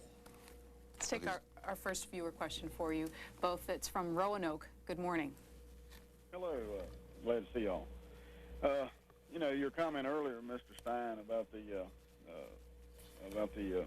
way that the power brokers and the money has co-opted the Republican Revolution, and the comment about what's going on with the Simpson trial. You know, I think it all ties in together, and I think it really. And I want to get to Whitewater, the whole Whitewater situation.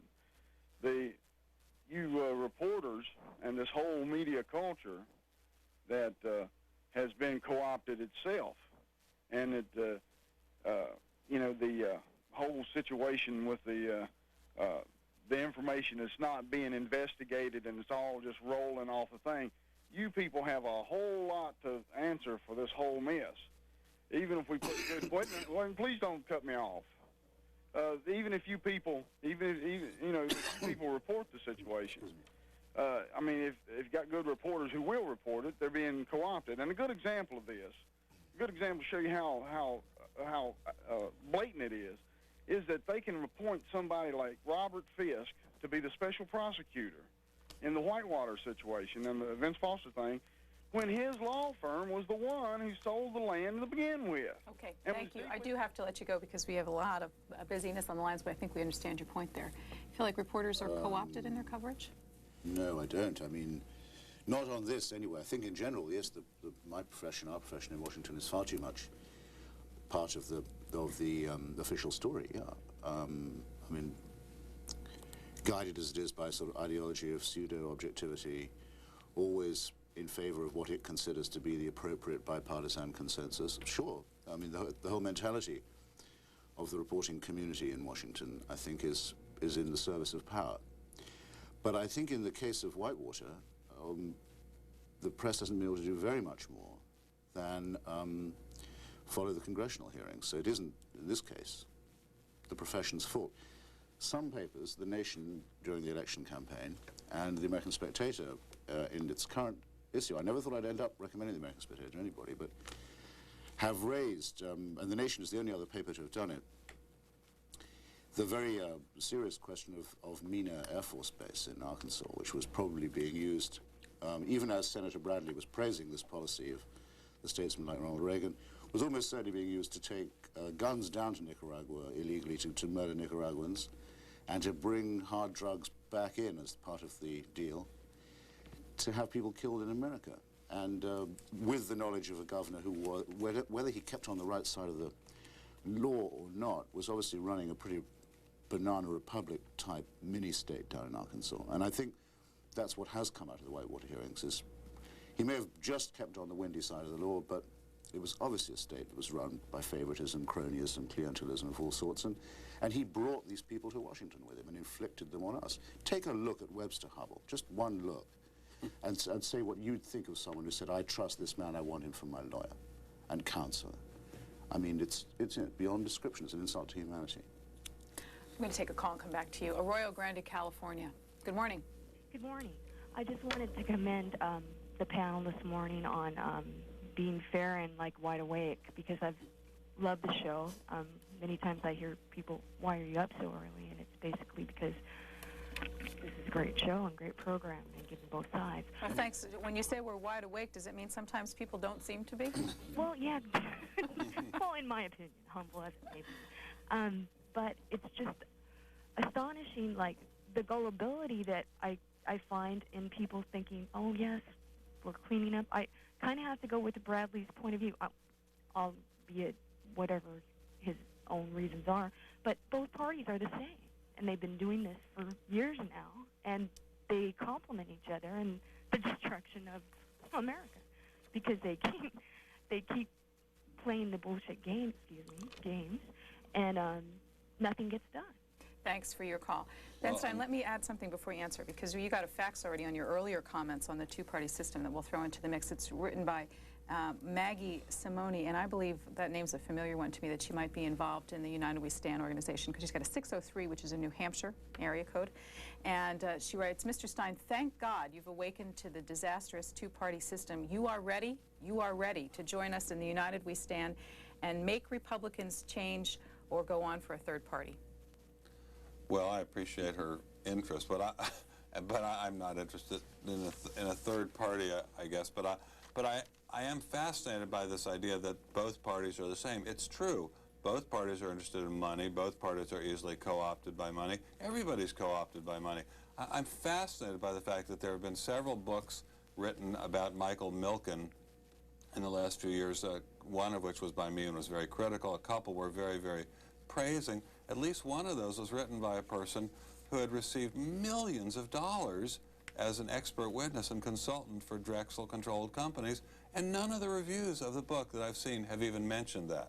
The guy, I'm sure, is a very capable and intelligent professor, but I mean, certainly his objectivity might be at least noted or questioned in view of the fact that he has taken this money from Drexel. It's astonishing to me that that hasn't been picked up. As to the two-party system, true, both parties take lots and lots of money from special interests, but the Republican Congress this time, I think, has broken all records for contempt for the public in its rush to accept money from special interests. The idea that we're going to have less inspection of meat, less clean water to protect a few beef producers and a few large-scale polluters is just mind-boggling. It's unbelievably sad. I think the ironic remarks that you can make at the expense of the one-party, two-party system, one-party state, two-party system, often come at the expense of United We Stand America, Mr. Perot's organization, because if you looked at their convention, as I did last week, what you saw was its total effect, namely, to get every leading political figure in the country, save the president himself, down there, and all to sound exactly the same. So the effect of the supposed third-party pressure was to make the two parties seem even more similar than they already are. And the same people, you talk to Perot people, you get this all the time, the same people who say we need a third party also keep saying that it's time the two parties buried their differences, rolled up their sleeves, became bipartisan, and got on with the job of cleaning up the country. They don't even realize they're contradicting themselves. I think it would be very good to have a new party, and I think that would make it the second party if it was ever to emerge. Yeah, the first party is just the gimme party. I mean, that's both parties. It's just the gimme party. Perot is a complete product of the system, of the Washington interface between business lobbyists and government, and that's where he comes from. I can't believe that anyone who really cares about political pluralism and honest debate could be influenced by such an obvious fraud and crackpot to begin with. Bill Bennett has a column which is published in the Wall Street Journal this morning about Mr. Perot, and he writes in it, Perot is no ally to the GOP. And he says in this that shortly before the convention, I wrote each of the GOP candidates urging them not to go to Dallas. My concern was that genuflecting before Mr. Perot would be an undignified and unseemly display, and that over time it would prove to be a massive political miscalculation. He goes on to say, the impression of the Republican Party that emerged from Dallas is that of a feeble, unprincipled, confused organization, lacking a rationale and needing a Ross Perot to provide one. This is nonsense. But why did the Republican Party choose to legitimize this nonsense? Well, I think he actually is raising a point, although he is not maybe sure that he's doing, which is what really does the Republican Party stand for at all anymore? You know, the Republicans, I think, at a certain point could say the Democrats stood for getting elected and nothing else, and the Republicans stood for something. It's hard to see now what the it's hard to see what Perot stands for, but it's hard to see what any of these people stands for anymore.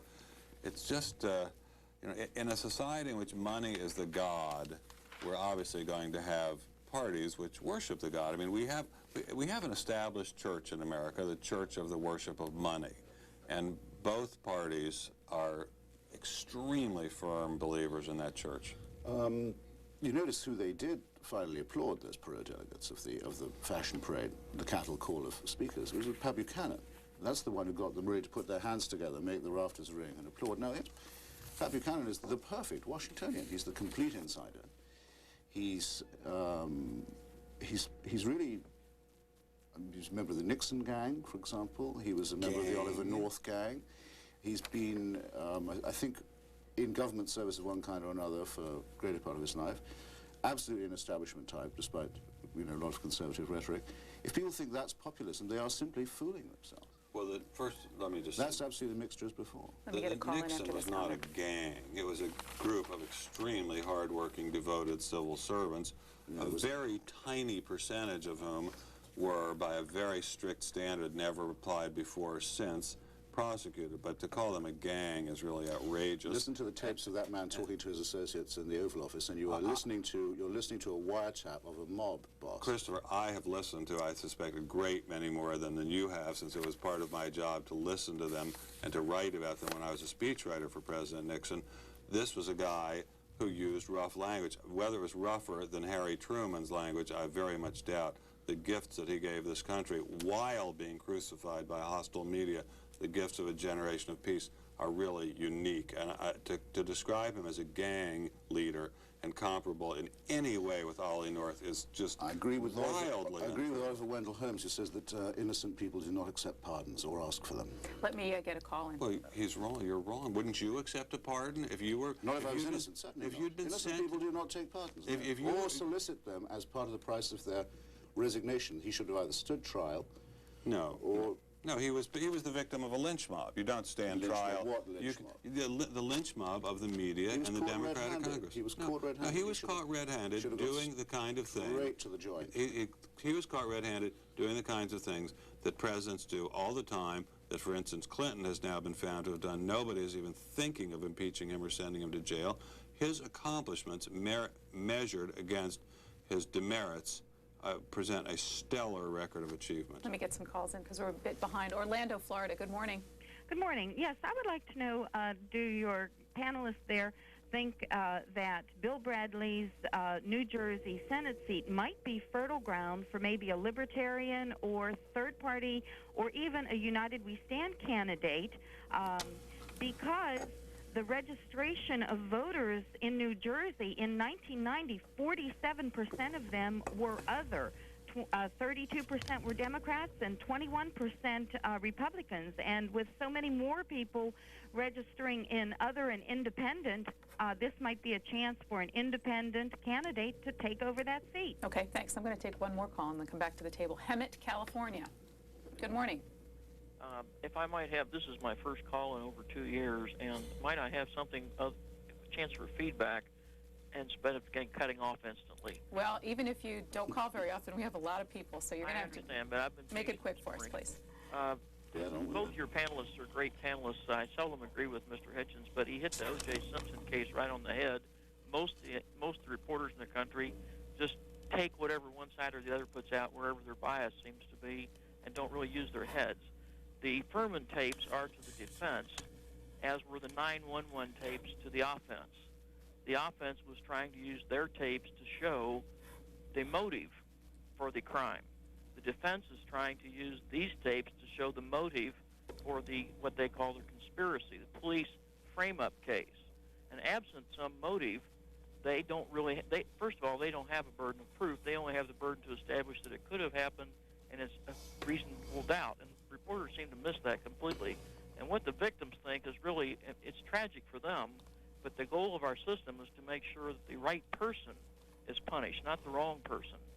And one of our earliest Supreme Court justices. I think it was Oliver Wendell Holmes, who said that it's better that 10 guilty parties go free than that one innocent party be convicted. And the reason for the suspicion countrywide, not just in Los Angeles, not just in Philadelphia, not just in Houston, not just in any major city or even the countryside, is that the police show this mentality. Ruby Ridge, they just paid over $3 million while denying they committed any wrong. Or Waco, 91 people died. Regardless if they resisted arrest, 91 people died in a hail of stormtroopers. And it's that kind of mentality that is the defense has to establish. Not, they can't, how can they prove a conspiracy? There's no way. Thanks, sir. I do have to let you go. Thank you, sir. I'm sorry, because we do have to move along here. Apologize for cutting you off, but we've got a O.J. Simpson question that kind of moves out to a larger sphere on the system. Well, in the O.J. Simpson case, there are dead bodies. It's definitely true that someone was murdered. 2 people were murdered. In Waco, it's definitely true that a whole bunch of people died in a fiery inferno and of gunshots. In Ruby Ridge, definitely some people were shot. So there are some crimes. But there's no establishment of a crime of police tainting of the evidence or planting of evidence. So why they're admitting, why they are, that might be admissible. Racial bias might be admissible if there were a trial for police planting evidence or police misconduct, but there's no allegation, there's no indictment, there's no criminal information about police misconduct. And so why have a motive about that? If they had established that there was some act that was questionable, then call up everybody in town about motive. But they haven't established the act yet. That question was for you. You have anything to say to him? No, I said it already. All right. How about the question before on the independent candidacy in New Jersey? Either of you have any comments on that for the Senate seat? Does this give rise to God love them all. All right. Well, it would be nice, but who's going to put up the money for it? I mean, that's the problem. Until you can separate, as Michael Lind says in his new book, until you can separate checkbook from state in this country and stop the control of politics by money, I don't see that independent candidacies do have much of a chance. Shreveport, Louisiana. Yes, C-SPAN. Thank you for taking my call. My question is directed to Mr. Stein. I'm very concerned about the Democratic Party launching an effective campaign to create a third party. And I believe this announcement by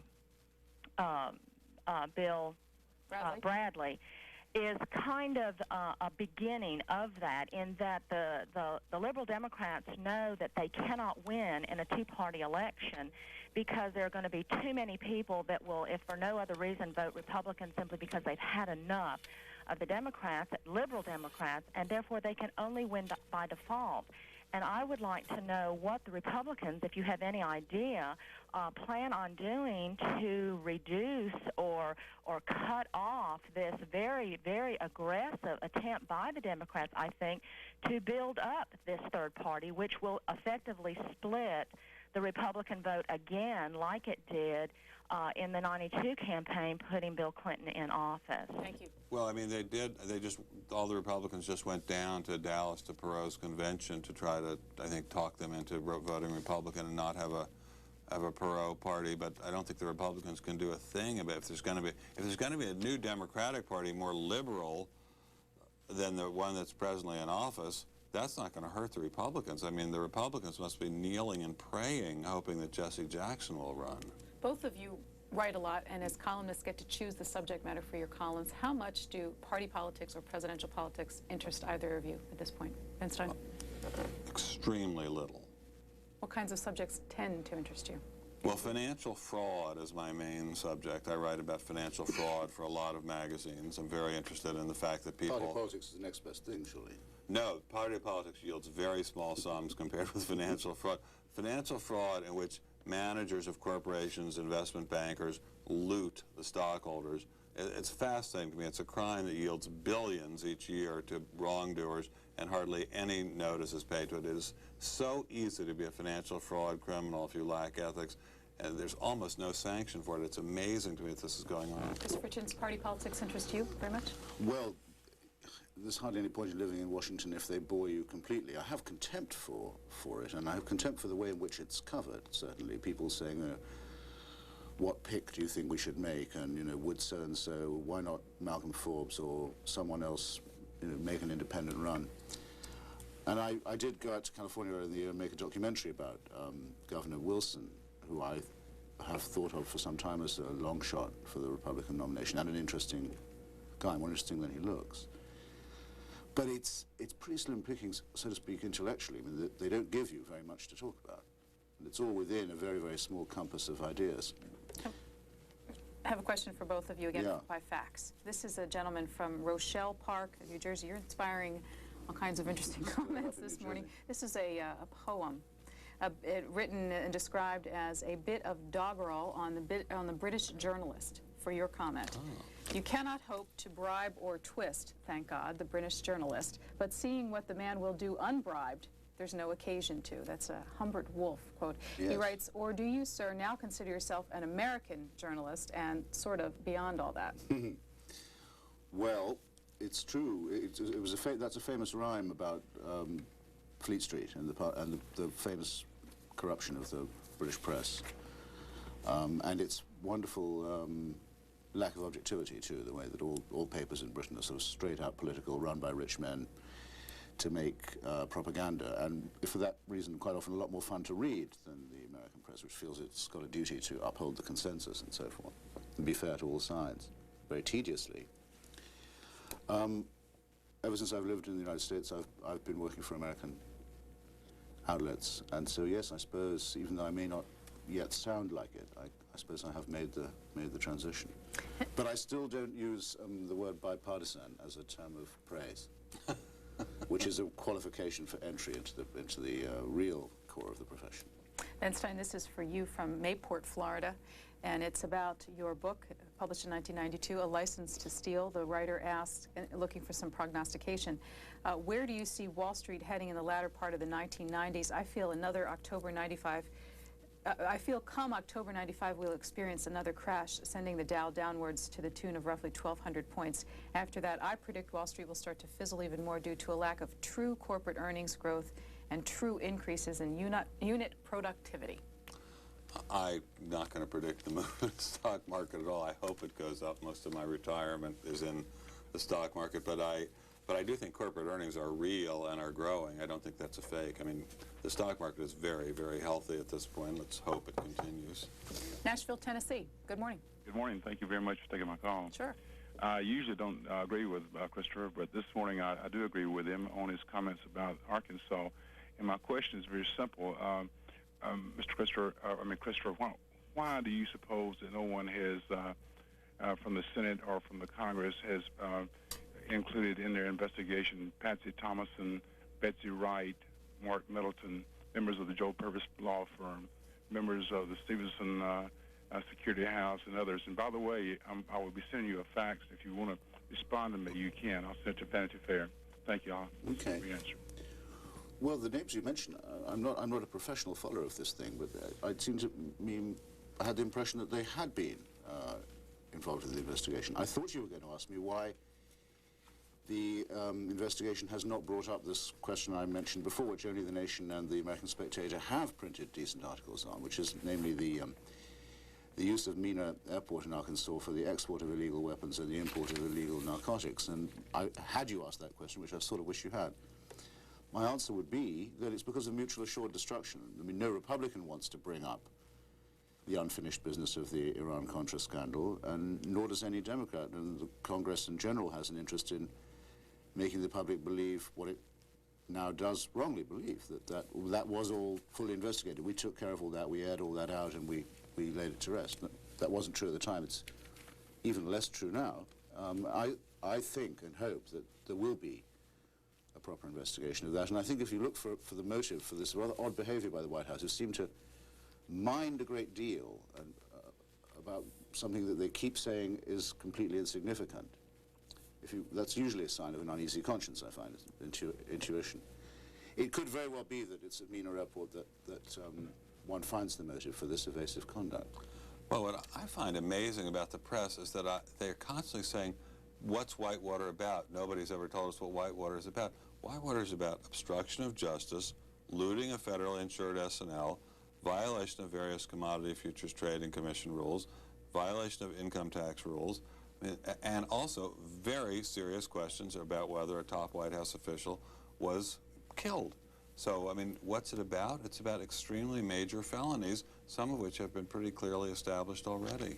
There is a story in this morning's Washington Times which did cover the Whitewater hearings pretty extensively in this town. It's written by Sean Piccoli, who writes this headline, "No splash from Whitewater despite immersion by media." At Whitewater, the White House affair with a little bit of everything, money, death, taxes, power, and the smell of cover-up, still lacks a key ingredient that 4 weeks of congressional hearings did not produce: a mass audience that cares. Yeah, it's amazing. I remember vividly when Watergate started, and that was before I had started working at the White House. I was watching the hearings, and they interviewed a number of people who said, this is just partisan politics, it's Democrats going after Republicans, some other time Republicans will go after Democrats. But then when the media kept working and working and working on it, the public got worked up.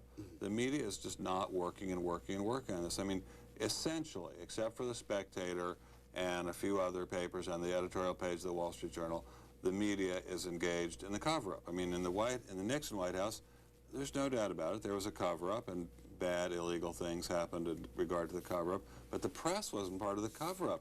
What's happening here is a press cover-up, and this is really, I think, unprecedented and very embarrassing. Yeah, I mean, it's true that, you see, if what some people suspect did happen in and around Whitewater, with savings and loan skullduggery and perhaps BCCI skullduggery and Iran-Contra skullduggery too. Drugs? If any of that, well, that's what I mean by the Iran-Contra thing. I mean, because I think that was a drug and gun racket, very largely. If that proves out, then the press will have to admit that they missed the story the first time around. And I have noticed there's a very, very strong reluctance in Washington among journalists to admit that they missed a story. So they have an interest in it, in a sense, not being any good. Well, I keep thinking to myself... It being a fizzle. I keep thinking to myself, what if Richard Nixon or Ronald Reagan or George Bush had been partners, business partners, with a man who looted a federally insured savings and loan out of close to $100 million, had been business partners with that guy, and that guy had been shoveling a disproportionate amount of money into the business venture. Then there had been a failure of this savings and loan, and the RTC had to bail it out to the tune of close to $100 million. My God, there would be shrieking down the rooftops of this city in New York.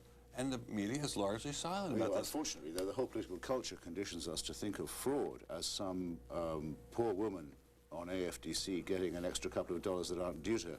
That's what we think of as the big enemy. And the media fully collude, it seems to me, in this being it's the sex life of the underclass that's the real problem. Instead of the absolutely massive depredation, in which both parties took heavy part. That's why no one wants to bring it up again, of the savings and loan scandal. And I wholeheartedly join in that. The idea that we are going to crack the whip over the welfare mother while allowing the looters of Wall Street and the looters of corporate promotions and scams free rein to go on looting is outrageous. Responsibility for the poor, irresponsibility for the rich. That's outrageous. That is not what Republican politics is supposed to be. I know Christopher will say it is. It really is not what it's supposed to be. Ware Shell, South Carolina. Good morning. Yes, I'm calling. I would like to make a response. I agree totally with Mr. Stein on what he's talking about. I'd also like to say that Mr. Hitchens? Bradley from Mr. New Bradley. Jersey, I actually think that if he rides Bill Clinton's coattail, he knows he's going to be defeated. And also, I'd like to say the American worker, we have a little slogan too, taxation without representation. And I actually believe that the man is Pat Buchanan. He is for the American worker, and I like his ideas. And that's most of all I've got to say. Thanks for calling in. Any response? Well, I was going to say, I meant to say something about Pat Buchanan. There are many things Pat says that I find somewhat extreme and puzzling, but he is personally the most likable and incredibly nice guy imaginable, and it's hard for me to square all the anger and hatred of him that I see, not from Christopher, who has a good-humored and moderate approach to everything, but from a lot of people. To him, he is just really the salt of the earth and an incredibly nice guy. I wish that somehow the decency of the man could come out a little more than it does? Well, I mean, that could be left up to him, couldn't it? I mean, if you don't don't want to attract dislike, it's an old motto, I think. You shouldn't radiate it. Pat Buchanan radiates hostility, and his speech at the last Republican convention can't have fled your memory that fast. We were on the same platform talking about it over at Comedy Central, and I was a little surprised by it, but what I'm saying is I wish Pat would let his essential decency and fineness as a person come out a little more. You mean we weren't the first network to think of pairing the two of you? A man who proudly says he was brought up in a home where the heroes were General Franco, I know, Joseph McCarthy, I know, Cardinal Spellman, and I think Father Coughlin. Now this is I don't think he said Father Coughlin. At any rate, that's a flirtation with fascism, and I'm afraid you have to call it by its right name. I know. Well, I don't know what to say. Working people who are deluded by this, but I think they found a friend, but just because he's against NAFTA and occasionally will attack the fat cats, should realize that that's a con. But he is 5 a minutes wonderful left. guy. Our hour goes by quickly. Chicago, you're on the air. Good morning. Mr. Hitchens, 2 weeks ago I visited the home of Eugene Debs, a pre-Bolshevik American socialist, and what struck me most of all about the items in the home were the campaign pins and banners, that there was a time in America when being socialist was American as apple pie, and far from being the domain of urban elitist intellectuals was an ideology held by average rural working class people. Well, after 70 years of Bolshevism and religious and educational indoctrination, the average rural working class people that I know equate communism with fascism and believe entrepreneurial capitalism to be their savior.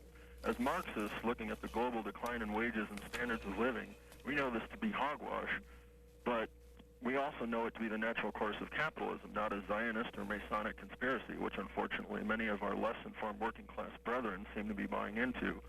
Isn't it time in an effort of anti-fascism, time to dump those elements of the left that make leftism appear to be the movement of racial and gender quotas, acknowledging the left's history of sexism and racism, yet not getting bogged down in it by placing it at the vanguard of our movement, rather placing our anti-corporate, anti-class viewpoints at the forefront? Right on. I'll have to go into private language for a moment, just to communicate directly with comrade. Listen, just a tip. It does show when you're reading it out. You may not think that it does because we can't see you, but it does show when you're reading it out. I was in Terre Haute, Indiana, myself. I went to the Debs home a few months ago. I think it's when they get this national curriculum together where every American kid is taught about the splendors of American history, I certainly think that a study of Eugene Debs should be a mandatory part of it. He was a really great man, wrongly imprisoned for his opposition to the First World War by the vile Woodrow Wilson, got nearly 1 million votes as the leader of the American Socialist Party, announced that he wanted to be the John Brown of the wage slave system, very early opponent of all forms of racism and bigotry, and an all-round, all-American hero. Terre Haute, Indiana is now the site of the new federal death row, which has been built. They've built a special federal lethal chamber to deal with the expected flood of executions. Well, and to go from the Debs home to that was to see how far things have sunk, and then to talk to people who will say vaguely, as if they're making it up for themselves instead of having heard it somewhere, well, they told me that bringing the death row here might bring jobs to Terre Haute, Indiana, and think what a degradation is involved. Probably will bring jobs. Of labor and work and deference in that. Anyway, on your other point, yes, you're right. There's a lot of what we used to call the socialism of fools going around at the moment. That was a definition given by great German socialist August Bebel for anti-Semitic propaganda, the socialism of fools. There's a lot of absurd conspiracy theory about NAFTA, New World Order, Illuminati, Freemasons, and so on, coming from people like Pat Robertson, who are respected members of the Republican leadership. And it's the constant search for a false target to blame for real problems that, well, that's what the left exists to combat. As this caller asked about socialism, I wanted to show the audience that by coincidence, the cover story of the July-August issue of American Enterprise magazine is on socialism, dead or alive, and they asked you to write one of the pro-con pieces, the psychological appeal of socialism. Right, and I think most people's political attitudes are based on their psychological attitudes. This would not be true of Christopher, who's sort of a libertarian socialist, but the... a libertarian socialist? Yes, I mean, in the sense that he wants people to be free to smoke and drink and so forth. But I wrote that the people I know who are socialists and left-wingers are mostly control freaks who have an urgent need to try to control themselves, and failing to do that, they have to control other people. I think the real roots of socialism are in human feelings of insecurity, which get manifest as need to control people. About 3 minutes left. Waco, Texas. Good morning. Yes, ma'am. You're on the air. Okay, what I was wanting to do is, for one time, agree with Christopher Hitchens and Mr. Stein. We have never in this country ever practiced anything. All we have done was chip around the edges. Mr. Stein, the Republican Party is going downhill. Mr. Hitchens, the Democratic Party is wasted. What I'd like to know from you is what kind of government or parties you would set up in the face of all the aggravation of the situation we have in this country today. Thank you, sir. It's hard. That's an incredibly hard question, is the first answer. I mean, there's some questions that are too hard, but I think at some point there's just got to be some limit on campaign contributions by special interests. If that isn't done, special interests will continue to own Washington. If that's not done, special interests will continue to get special legislation through that screws the ordinary citizen and helps unethical people get rich. I don't see any other way to stop that. I'm not sure I got, there's something in my earpiece, all the question, but if it was asking what I would really, truly most like to see happen, I mean, we don't have time, probably. But if I could pick any one thing, it might well be to agree. I don't want us to end on too sort of warm and furry a note, but to agree with Burton. I mean, unless the dictatorship of moneyed interest over politics is done away with, it's moot, really. There will be no discussion of ideas. There can't be a combat of ideologies while this plutocratic racketeering goes on. I will, in fact, end on a lighter note. That we have a fax that I'll use as a conclusion. We have about a minute left in the program. And with an editorial comment, which I never do, because this viewer writes, the funniest interview ever done by Brian Lamb. My comment is slim pickings, because there's not lots of funny interviews that we do on the network, was the one with you some time ago. You'll recall that one was a profile interview done in California. Yes. And the viewer says, how about an update on your marriage? Well, I mean, my wife and I have been separated for a long time. She's in Puerto Rico with my son today, but we get along incredibly well.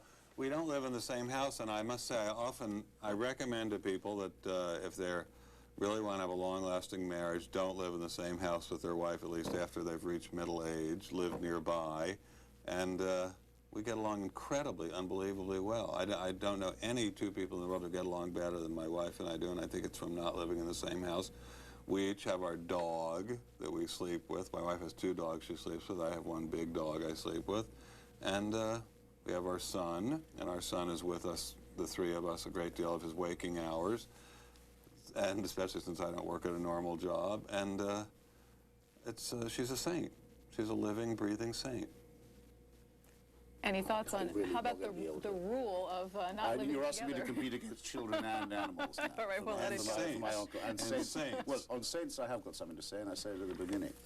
Watch out for my Mother Teresa book, and keep your wits about you. Okay. How to dry. Christopher Hitchens and Ben Stein, thanks to both of you for being here. I hope you'll both come back. If you heard anything this morning you'd like to send us more comment about, we'd like to hear it. Here's how you do it. Our address is 400 North Capitol Street, Northwest, Suite 650, Washington, D.C. 20001. And we'll put the phone, fax, and internet address on the screen there. You can see that at 202-626-7963 by phone, 202-624-0762 by fax, and if you have a computer at home, our internet address is cspanguest@aol.com. More ahead in C-SPAN's Washington Journal. We'll be back live in a couple of minutes.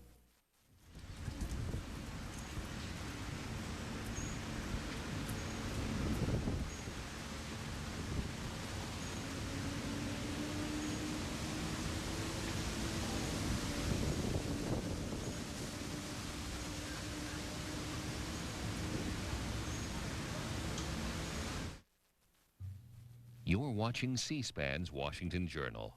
Coming up, an update on the construction of the new House steps and scaffolding on the Statue of Freedom with George White, architect of the U.S. Capitol. Then, open phones.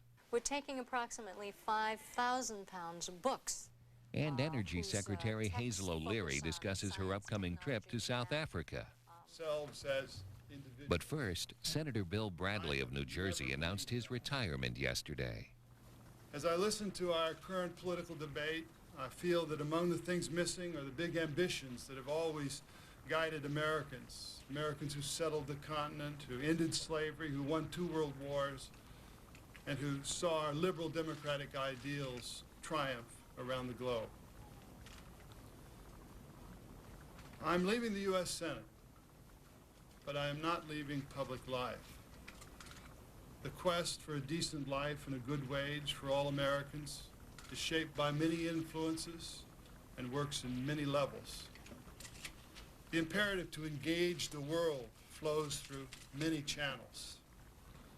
The fight for justice occurs in many places.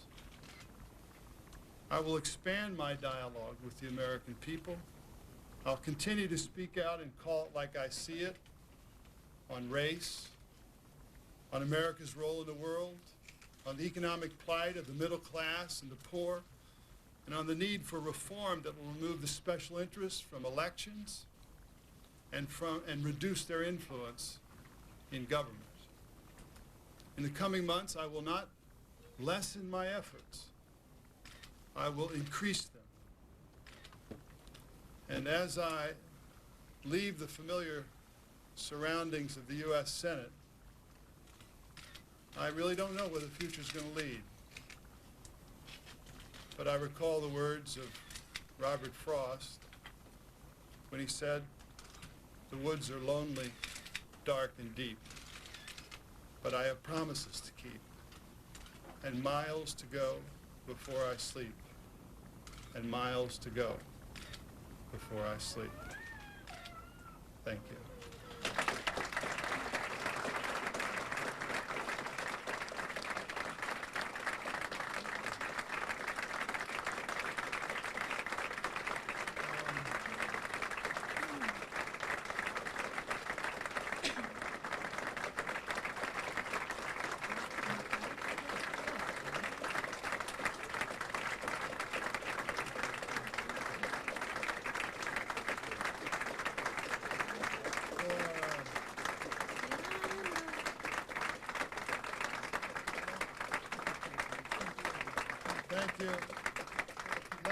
Let me just say that for those of you who want, we'll be back in this room tomorrow at 10 o'clock to have a full-scale press conference. Today was really for all of you who've been my supporters and close friends, and tomorrow will be for the press, and I suppose they have a few questions that they'd like to ask me, and we'll be able to do that open tomorrow to all the questions. Thank you all for coming. Senator Bill Bradley is the 6th Democrat to announce to not seek re-election in '96. C-SPAN's Washington Journal continues. That's a live picture on your screen, but it might not be immediately recognizable to you. If we can show you a larger view, that's actually the Statue of Freedom on top of the U.S. Capitol. In 1993, it underwent extensive renovations. In fact, it was removed from the top of the Capitol for a while, and obviously has some work being done to it again. In about 10 minutes from now, we'll be talking with the architect of the Capitol, George White, who will tell us what's happening to that very famous symbol atop the U.S. Capitol. But until that time, we're going to open up our phone lines. If you had a chance to listen to either our discussion about Senator Bill Bradley's retirement this morning or our newspaper roundtable with Ben Stein and Christopher Hitchens, and you have something to say about what you've heard, we welcome your comments. Those C-SPAN phone numbers are on the bottom of the screen, and we can begin taking your calls right away. I have a few headlines here. This weekend, there is a straw poll in Iowa. We've talked a little bit about presidential politics this morning, and the Philadelphia Inquirer has this story: candidates scramble to top Iowa's Republican straw poll. And in this, for $25, you get to vote. Non-Iowans are being brought in by the GOP for the shindig. And we'll talk more about that because there's also a story about one of the candidates at the Perot convention who, in fact, has bought lots and lots of seats for that event. And we'll show you that story in USA Today in a bit. Let's take a call first. It's from Baton Rouge. Good morning. Good morning. Turn down the volume on your TV, please. Yes, sir. I should know that by now. I wanted to say something about the Perot conference, but first, I have to say something about the O.J. trial because if O.J. had been a white man, he would have never been put in jail. He would have been questioned and let go, and because they have no proof at all that blood. The detective took the blood and brought it to that house. The whole department should be abolished. That Los Angeles, they are so contaminated. Marcia Clark and Darden, oh, that's just pitiful. Been watching it a lot? What is it? Have you been watching the trial quite a lot? I can't get away from it. I just, and those intelligent lawyers, supposed to be highly intelligent people, when they picked Judge Ito, and his wife was a high official in the police department, I wonder about men. I just don't know. Okay. How about that Perot conference? You had a comment on that. Please. I don't know about people either because, without a doubt, Marcy Captor, they were standing on the chairs, they said. She was speaking to the have-nots, and she was just wonderful. I'd vote for her in a second. I'd swap her anytime for all the congressmen here in Louisiana and the senators and Trafficon and Perot. Those are my three people who, when they speak, they write their own speeches and they speak from the heart. And how people, they don't even mention Marcy Captor, who was just wonderful. Thanks very much for calling in. Pleasant Hill, California. Good morning. I called to point out a little notice story by the national press, two little notice stories by the national press. First one is Clinton helps Wilder retire debt. I didn't see any discussion of this on C-SPAN, but apparently this is the quid pro quo for Wilder endorsing Chuck Robb in the last Senate race against Ollie North when Wilder dropped out and endorsed Robb despite having called Robb unfit for office. The other one is apparently we are witnessing the end of a career. Washington Governor Lowry has paid a large sum of money to one of his chief aides in a sexual harassment contretemps, and it does not seem to have made the national press in the same way that the Packwood affair, to use a term advisedly, has. Thank you. Thanks for your call. Next is a viewer in, is it Bunnell, Florida? Yes. You're on the air.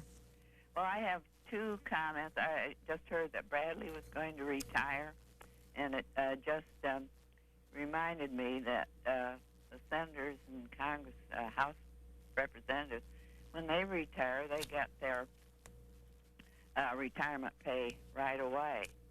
And so he'll still be having his government fees, even though he isn't now working as a senator. And the other thing is about the white water thing. In the Senate, when Senator Launch Faircroft was questioning Nussbaum, he asked him about what order they went out of the offices, and Nussbaum said, I remember being the last one out, and but I don't remember calling the Secret Service about it, and but they probably got the wrong name. That's possible, and he's categorically stated that that was Mrs. Thomas's, was only in the office 10 minutes, and anyone would be ashamed to say otherwise. All right. And then now listen, you've let everyone else talk 5 or 6 minutes. Oh, well, not quite, but wrap up for us with your thoughts on what you just said. Pardon? Finish your thoughts, please, on what you just said, and then we have to move on. Well, then he says, he was talking about it, Neil, people get confused. What happened one day or whether it happened another. And many days, she, meaning Williams, would be going in and out of the office with papers. The guard was confused. He saw her another day. Okay, so you've reported what you heard. What do you think about this? Well, I think it just shows that there's a big cover-up going on, and that he was definitely not telling the truth because he hadn't locked it up, but he was blaming another man, and it was in the log down the Secret Service. Okay, Bunnell, Florida, Florida, thanks. I'm going to say thanks to you at that point for your call. Certainly haven't been letting people on 5 to 6 minutes, and we do have a very busy line this morning. West Caldwell, is it New Jersey? Yes. You're on the air. Yes. I'm sorry. Yeah, I have 2 quick comments. First of all, I've been following the debate in the budget concerning the budget over mass transit, and I'm getting a little tired of all these people, mainly the Republicans, saying that we should cut mass transit, when we should be investing in the infrastructure of this country, helping to get more people get around, because there are a lot of people who can't afford a car or anything. All the stuff they're doing to Amtrak is really disgusting, trying to cut off funding and having all these arguments over concerning labor disputes. Why don't we just try to focus on getting this country moving again? Thank you, sir. West Caldwell, New Jersey. Davis, California. Good morning.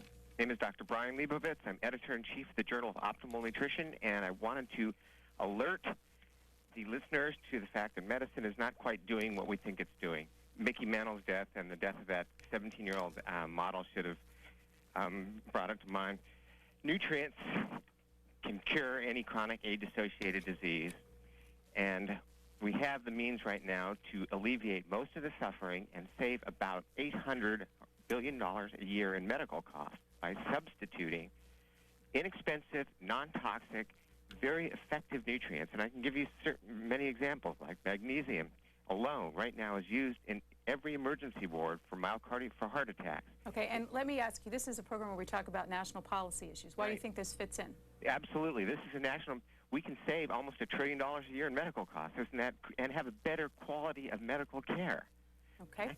Thank you, sir. We'll let you go at that point. Appreciate your call. Certainly a potpourri of comments this morning during open phones. But we're going to go next, as I promised, to George White, who is the architect of the Capitol. Good morning, Mr. White. Good morning.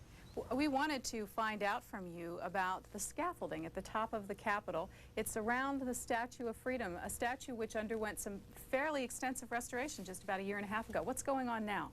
Well, it's always been, it was coated, to protect the restored surface. It was coated with an acrylic and then with wax to protect the acrylic. And about once every 2 to 3 years, we're going to have to recoat the wax, just as we do with bronze statues on the ground. And so that's what's happening up there now. We're checking the wax, which looks like it's just about ready to be recoated. We didn't want to take any chances. Once the protective coating disappears, then, of course, water and the air get to the bronze and it begins to corrode again. So the whole purpose of this is to prevent it from ever needing to be removed again. How long does the process take? How long will the scaffolding be there? Oh, probably not more than another week. It won't take long to do. Really, this is the first time we've done it, so we took a little extra time to be sure we had it all in place. The woman whose name is Linda Merck Gould, who did the restoration, is coming here next week, and it's really at her schedule to take a look at it, and we will re-wax it with our own people, but she will direct it, and in case there are any places that need to be especially treated, why, she'll be here to do that. So once she's gone, it won't take more than a day to re-wax it. How much does an operation like this cost? Well, we're doing it with our own people, and of course the scaffolding itself will be up there. That is, we'll keep it stored in the top of the dome, so we don't have that to do again. So on a biennial basis, that is every other year if we do it, it won't really cost us anything since we're doing it with our own people. Can you tell our audience a bit of the history of the Statue of Freedom on top of the Capitol? What's it depict and how was it selected? Well, the statue was, of course, put on top of the dome when it was completed just at the end of the Civil War. And in 1863, in 1863, it was designed by a famous sculptor of the time whose name was Crawford, and it was to depict an allegorical statue of freedom, what he thought freedom was like. You'll notice it has a shield and a sword, the protection of freedom from any attacks. And it was cast in 5 pieces and brought up there in those days piece by piece and assembled. They had no way of getting the whole statue up there all in one piece at that time. And so some of the joints that had been caulked when the statue was assembled had begun to deteriorate, and then it had never really been treated in the way that it has now, so it had really was pitted and had begun to be in a dangerous condition, and so that's why we took it down to restore it. Mr. White will be with us for a few more minutes, and if you have questions about the Capitol buildings or the Capitol grounds, I know many of you have had an opportunity over the years to visit the campus upon which the Capitol sits. He can take some of those questions for you about the art and architecture of the buildings. And Mr. White, I wanted to ask you, there seems to be a construction project right over your shoulder right now. Can you tell me about that? Yes, that's a replacement of the steps of the House of Representatives. The steps under the Senate were replaced in the 1950s when we put in the subway, and the center steps were replaced in the late 50s when the East Front was extended. These steps have never been replaced, and the structure underneath them had deteriorated very badly. It was made of bricks, as they did back in the 1850s, and it was settling and pulling away from the portico, which is the columned structure that you see above the steps. And we had to shore that up. We were concerned that it might collapse based upon the fact that it was no longer being supported by the steps. So the structural integrity of the steps had vanished, and we had to replace them just as was done in the other 2. So that's what's happening now. How well built was the Capitol building to withstand the kinds of usage it's gotten through the years? Oh, it was very well built, but you know, everything deteriorates. Not just things that are alive, but things that aren't alive, like buildings and other things, and they need constant maintenance, particularly as they get older. So it was very well built. The basic structure has never been replaced. Now we've strengthened the East Front when that was extended, and we did the same thing when we restored the West Front, and that was to strengthen some of the deteriorating joints in the masonry. But it was extremely well built. I wanted to have your comments on, sometimes in your job as architect of the Capitol, you find yourself in the middle of some controversy.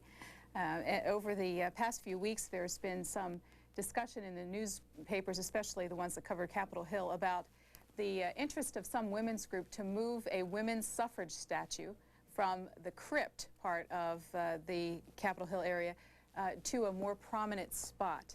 Now, if I've not described that well, but in any case, the statue will not be moved despite a Senate vote saying that it should. It never came to a vote in the House, and some say it was a memo that you sent saying that it shouldn't be moved that was the reason why the House didn't vote on it. What's your position on all this? No, I have no objection to the moving of it. What I did was present a factual statement and a recommendation based upon aesthetics and history.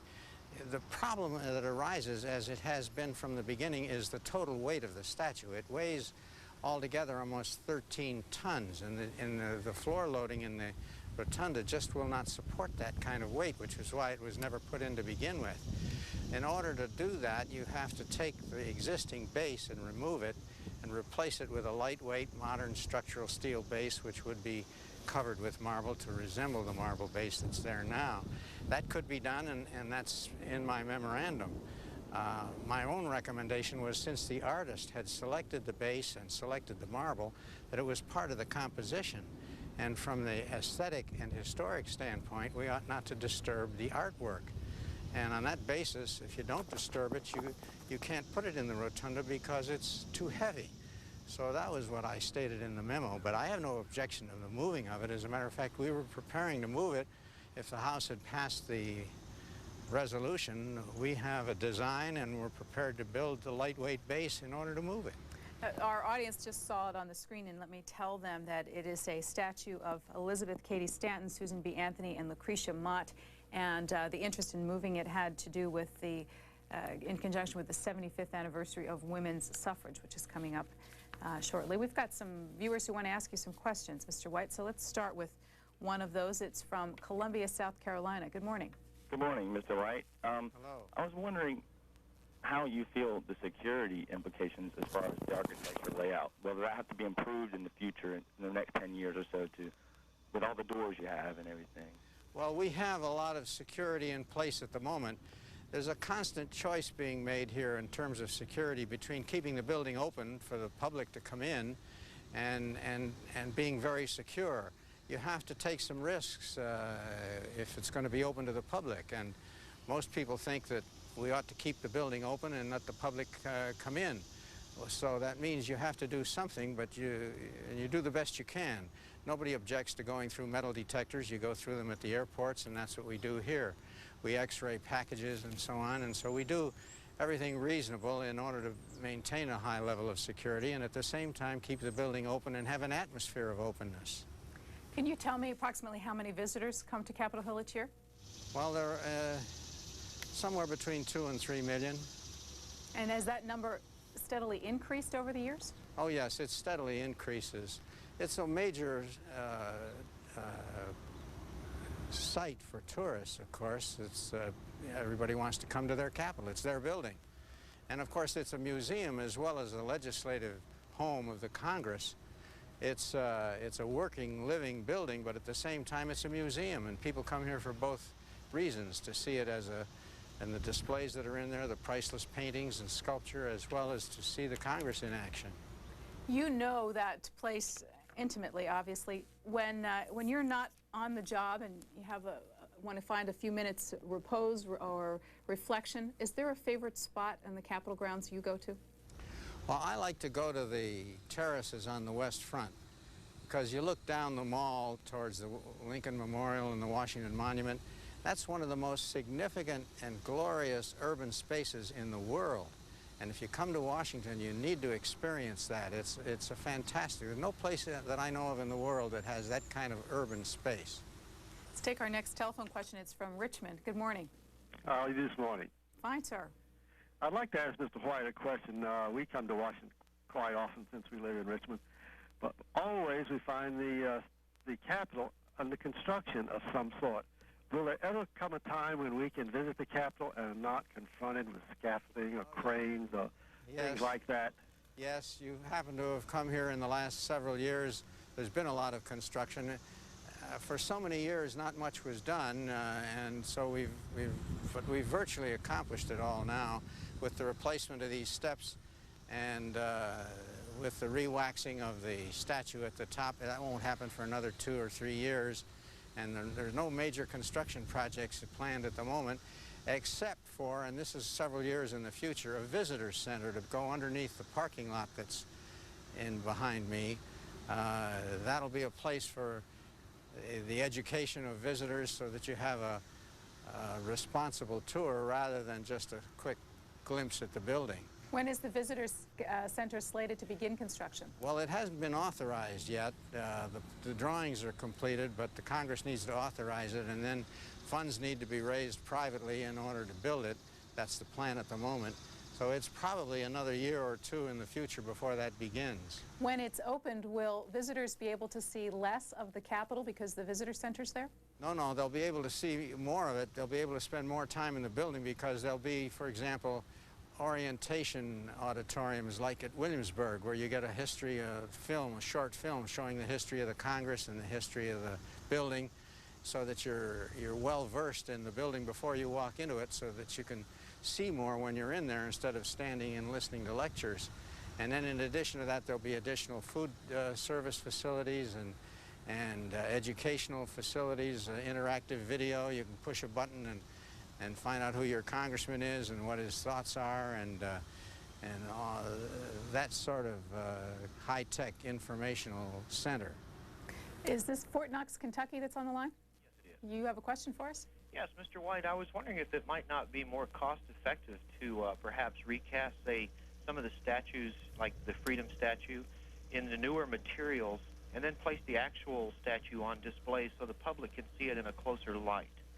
Well, what we have in that regard is the original plaster model from which this statue was cast has been restored and is on display in the basement rotunda of the Russell Senate Office Building. So you can walk right up to it and see it up close.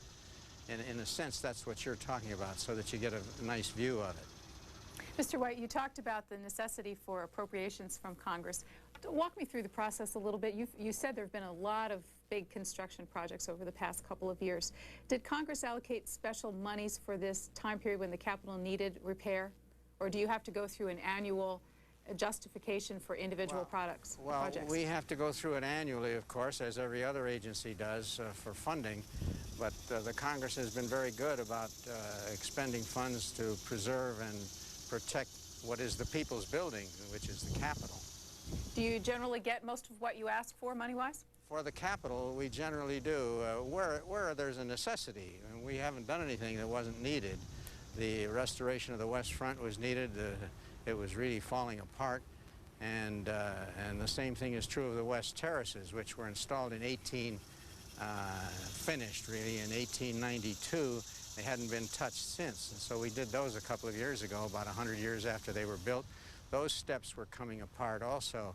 The structurally coming apart. The brick supporting walls underneath had deteriorated, as will happen with that sort of construction. And so the Congress has been very good about maintaining and restoring the people's building, which is the way we refer to it. Do funds for the Capitol come under the legislative branch appropriations? Yes, they do.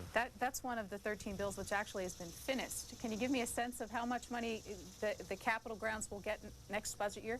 Well, we've been cut back dramatically from what we would normally ask for, but there are many projects, you know, that can be postponed. That doesn't mean they don't have to be done, but they don't have to be done immediately. Sidewalk repairs, for example, unless they're in very bad condition, you can go another year or two and not repair the sidewalks the same as you would at your house. But that only postpones it. It doesn't eliminate the need. And we've done a lot of postponing in order to conserve funds in the present stringent atmosphere. We're talking with George White. Mr. White is the architect of the Capitol and has been in that position for the past 24 years. In fact, this November he'll be retiring from that post. With us for a few more minutes, and your calls for him are coming in. Next is Denver, Colorado.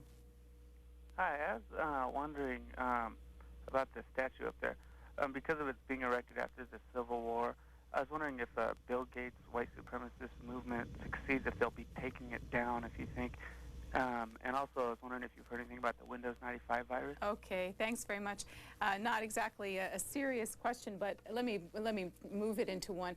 Has the Statue of Freedom ever been a controversial one in its history? Only in the very beginning, when the original design was presented to the Congress for approval, it had a so-called French freedom cap on top of the head of the statue. And there were those who objected, saying that it was a reminder of slavery and that ought to be changed. And so the sculptor changed it to what you see now, which is a feathered headdress with an eagle's head at the front. It's hard to see from the ground, but if you look at the model that is at eye height over in the Russell Building, you can see it very clearly. It's often been said that it was a statue of an Indian because of the feathers, but it isn't at all. It's just a feathered headdress that the sculptor put on there in order to respond to the criticism that was made of the French freedom cap, which was one of these long stocking cap type things. Now, you can see the skies are pretty blue today. We had some predictions that we might get some tropical storms in the nation's capital because of that hurricane hitting the coast. What would have happened to your restoration project if those storms did hit? We braced everything and made sure it was going to be able to handle whatever winds came along. We wouldn't have had any trouble. We were prepared for it. Madison, Florida's next. Good morning. Good morning.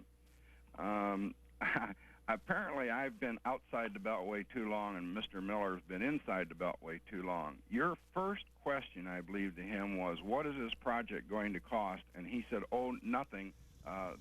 We have the staff here to do this work.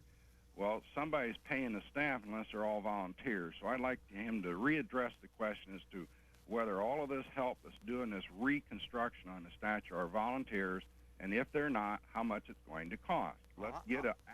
I'll be glad to answer that. It wasn't clear to me whether that was a necessity, but I'll be glad to answer that. First of all, it cost $750,000 to restore the statue, to take it down by helicopter, do all the restoration and the responsible repairs to the bronze, and put it back up. That money was privately donated, so it didn't cost the taxpayer anything. This project that you now see going on cost about $14,000 for the scaffolding, but that's a one-time cost. In other words, that scaffolding now belongs to us, and we will take it down. When I say with our own people, we have people here doing maintenance and repairs of the building on a continuous basis, and they're paid for annually. If they're not doing this, they're doing something else. So we don't consider it additional funds like you would have to do if you contracted out to have some outsider come in and do that. And I would say it took 3 or 4 people about a day and a half to 2 days to put up that scaffolding. And so if they were paid $20 an hour, it's $160 a day, and there were 4 of them, there were probably $600 worth of labor to put up the scaffolding. That's in addition to the cost of buying the scaffolding, which we won't have to do again. And then the restoration itself, the re-waxing, will cost about another 2 people 1 day, so we're talking maybe about $1,000 to maintain it. Now that's $1,000 every 2 years as opposed to $750,000 to take it down and restore it. So we think it's a pretty good maintenance investment. Can you tell me how many people work for the Office of the Architect of the Capitol? Yes, including the Architect of the Capitol, of course, cleans the buildings at night too. So including all of the domestic care people, we have about 2,300. Next telephone call is from West Columbia, Texas. Good morning. Good morning. Thank you for C-SPAN, and thank you for having Mr. White on. Your programming is excellent. And I had a question for him. I might just interject here a footnote. We were the first capital of Texas, and we have a little wooden replica of our capital here. But my question for him, I was kind of curious about what happens to the material. He said that the steps were deteriorating, and there was the material under there, the bricks. And what happens to that material when they remove that old material? Is it salvaged? And because I know it would be very historic and very interesting to maybe have one of those old bricks, or is that material saved, or is it reused, or is it somehow maybe available in museums? What happens to that material? Before the caller answers, Mr. White, let me ask him, because he told us a little history of his town. Was the name West Columbia chosen because of the District of Columbia? I don't know. Probably Columbia is probably what it was originally called, Columbia, Texas. What part of the state is it in? It's on the Gulf Coast, about 50 miles south of Houston. And how long did it serve as Texas capital? Oh, just a very short number of months. And then it was moved to another location because it was too close to the coast and not appropriate. But Stephen F. Austin was in this area and originally buried in this county, and then he was moved to the State Cemetery in Austin. Thanks for calling in. Mr. White, about salvaging the bricks. Yes, we try to salvage some, and we did salvage many. You know, when you take apart an old masonry wall, a lot of the masonry is broken up just because you can't avoid it. But we did salvage many of the bricks, and some of them will be on display here in a museum that we have. The whole building is a museum, so we have some displays here to show things of that nature. And then we gave each member of the House of Representatives one of the bricks in order to have a memento as a paperweight. Next question's from Branson, Missouri. Caller, are you there? Yes, good morning. Good morning. Mr. White, 2 questions. Are you related to Stanford White, and is there a published book showing the original architectural drawings of the Capitol building? There is no published book, and I'm not related to Stanford White. That would be a nice heritage, but unfortunately I'm not. Have you if there's not a book of published drawings, are there a number of books for people interested in the art and architecture of the Capitol? Are they popularly available? Oh, yes, there are a number of books, and there are books showing some of the drawings. I thought he asked whether there was a published set of complete original drawings. He did. But there isn't anything of that nature, but there are many books with early drawings of the Capitol shown in them. I can't give you the names of them, but any library, I'm sure, can give you reference to those. And the drawings, first drawings of the Capitol began in what year? Well, the cornerstone of the Capitol was laid in September of 1793, and the drawings were prepared in that same year for the original building. Then, of course, they kept changing them in the beginning because they kept changing architects, and each architect, of course, wants to put his own mark on the building, I suppose, and so the drawings kept changing as the building kept changing. And of course, the building didn't look like what you see now. It was just a small building with what are now the interconnecting portions between the center of the rotunda and the present House and Senate wings. That's all that the building consisted of, and had a small, low dome on it. So there have been a lot of changes. This dome didn't go on until, as I mentioned earlier, the 1860s. And the wings, the present House and Senate wings, were built between 1850 and 1860. So the building gradually expanded as the nation expanded, of course. There were only 3 million people in the whole entire United States when the building began. And as states joined the Union and more senators came to Washington, as well as additional representatives as the population grew, the building had to expand. So it looks considerably different than it did when it was first done. So the drawings kept changing and expanding as the building changed and expanded. Do those early drawings still help you on these reconstruction projects, or has it changed too much? Well, it really has changed too much, although sometimes they're useful. For example, when we restored the old Supreme Court chamber and the old Senate chamber to the way they looked in 1849, we used some of those original drawings in order to restore it to be the way it was at that time. How many buildings overall are you responsible for? Well, we have, of course, the Capitol itself, the House and Senate office buildings, which means 6 more buildings, the Library of Congress, which has 3 buildings, the Supreme Court, then there are a number of annexes and so on. Altogether, there's 13 million square feet under roof. Next question for George White is from Chester, Virginia. Mr. White, good morning. Good morning. I appreciate this opportunity. My grandfather retired from the United States Capitol as an ornamental plasterer.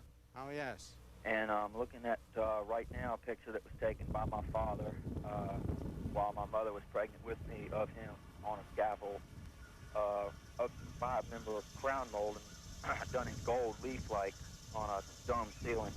Yes. And I'd like to know if there's someone I can contact if I wanted to take a tour up there. There's some things I'd like to see specifically.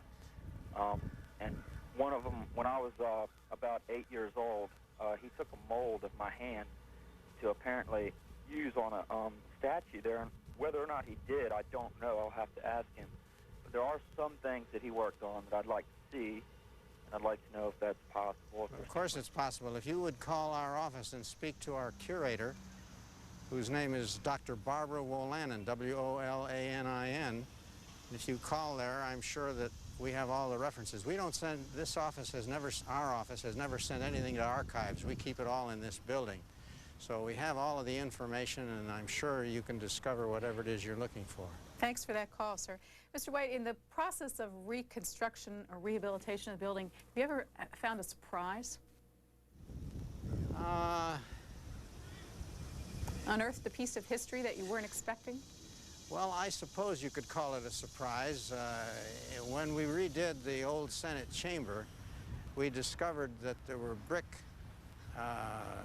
patterns in the walls after we took down the plaster and so on to restore it that were different than we had anticipated. In other words, the room was divided into a different number of segments in terms of the masonry patterns than had ultimately been done. So they apparently started one way and finished it another way. So that was one discovery of that nature.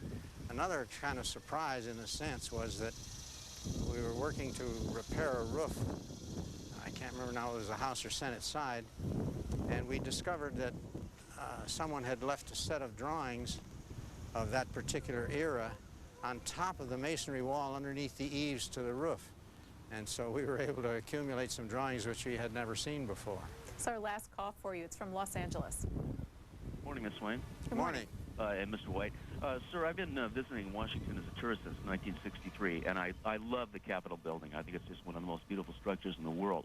But I'm wondering, given the fact that it's now 200 years old or more, the last several times that I've been there, it's just been wall-to-wall scaffolding, and it seems like this is an ongoing thing. Are there any structural inherent defects in the building that you just have to cope with on a continuing basis? In other words, how long is this going to go on? No, not anymore. There were some structural problems, but those have all been resolved, both in the extension of the east front and in the restoration of the west front, where we drilled holes from the exterior wall to the interior wall through the lateral supporting walls and put in stainless steel rods that we bolted into the building to hold it all together.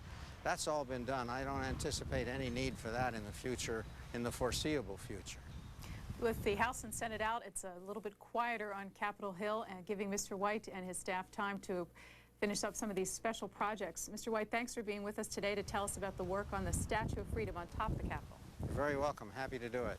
George White is the architect of the Capitol, and in that job, again, 24 years. This is his final few months in office, and we'll have him back at the end to tell us about some of his projects over the years and his legacy there. Well, we have about half an hour left to go in our Washington Journal, and next is an interview on videotape, and then we'll be back in our final few minutes for some more of your calls. But let me tell you about this tape. We're going to be talking with Energy Secretary Hazel O'Leary. This week, she is leaving on a trip for South Africa, and she'll be talking about that trip. But in addition, some of the employees from the Energy Department have done a project where they've gathered books for the Energy Secretary to take to the citizens of South Africa. We'll learn more about that, too, in our next segment. Secretary of Energy Hazel O'Leary, you'll be taking an official trip to South Africa soon. You'll be carrying some special cargo with you. Could you tell us about that? Yes, in addition to the 70 business people and environmental leaders and educators who will be on this presidential mission, we're taking approximately 5,000 pounds of books whose texts focus on science, technology, math, energy.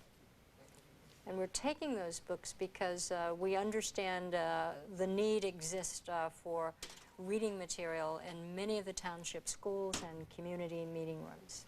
Who sponsored this book drive? Well, it's a strange thing. I'm not sure whose parentage this really is, but Al Owens, one of our colleagues who was in May over in South Africa doing an advance for this trip, visited many of the townships as we were looking for a township where we might install some photovoltaic cells coming from a manufacturing facility that exists because we brokered the deal in the Department of Energy. And as he was going through these townships, he heard from the township leaders the need for books. And he witnessed and saw small libraries with empty shelves. And when he came back, he said, I think we ought to do something about that. And I said, well, what do you think we ought to do? And he said, how about a book drive? So after that, the organization called Blacks in Government here at the Department of Energy, along with our Child Development Center, our daycare center, sponsored this book drive. And we simply put up signs and bins in the lobbies. We did about a 20-minute program with Ambassador Sung, the South African ambassador to the United States of America. And now we have this. In addition, we're also taking 50 computers, which are declared excess to the Department of Energy because they're not as sophisticated as we require.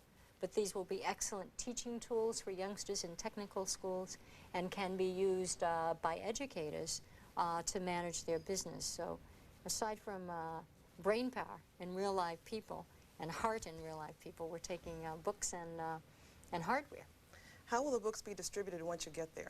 Well, this is another interesting part of the story. There is an organization in South Africa called ICANN, and it's headed by a very dynamic young man, Dr. Malapo, whose focus has been on assisting the youngsters and the people in the township communities to meet the challenges of the 21st century. And so he focuses on education, health, and identifying opportunities for those who are ready to take them.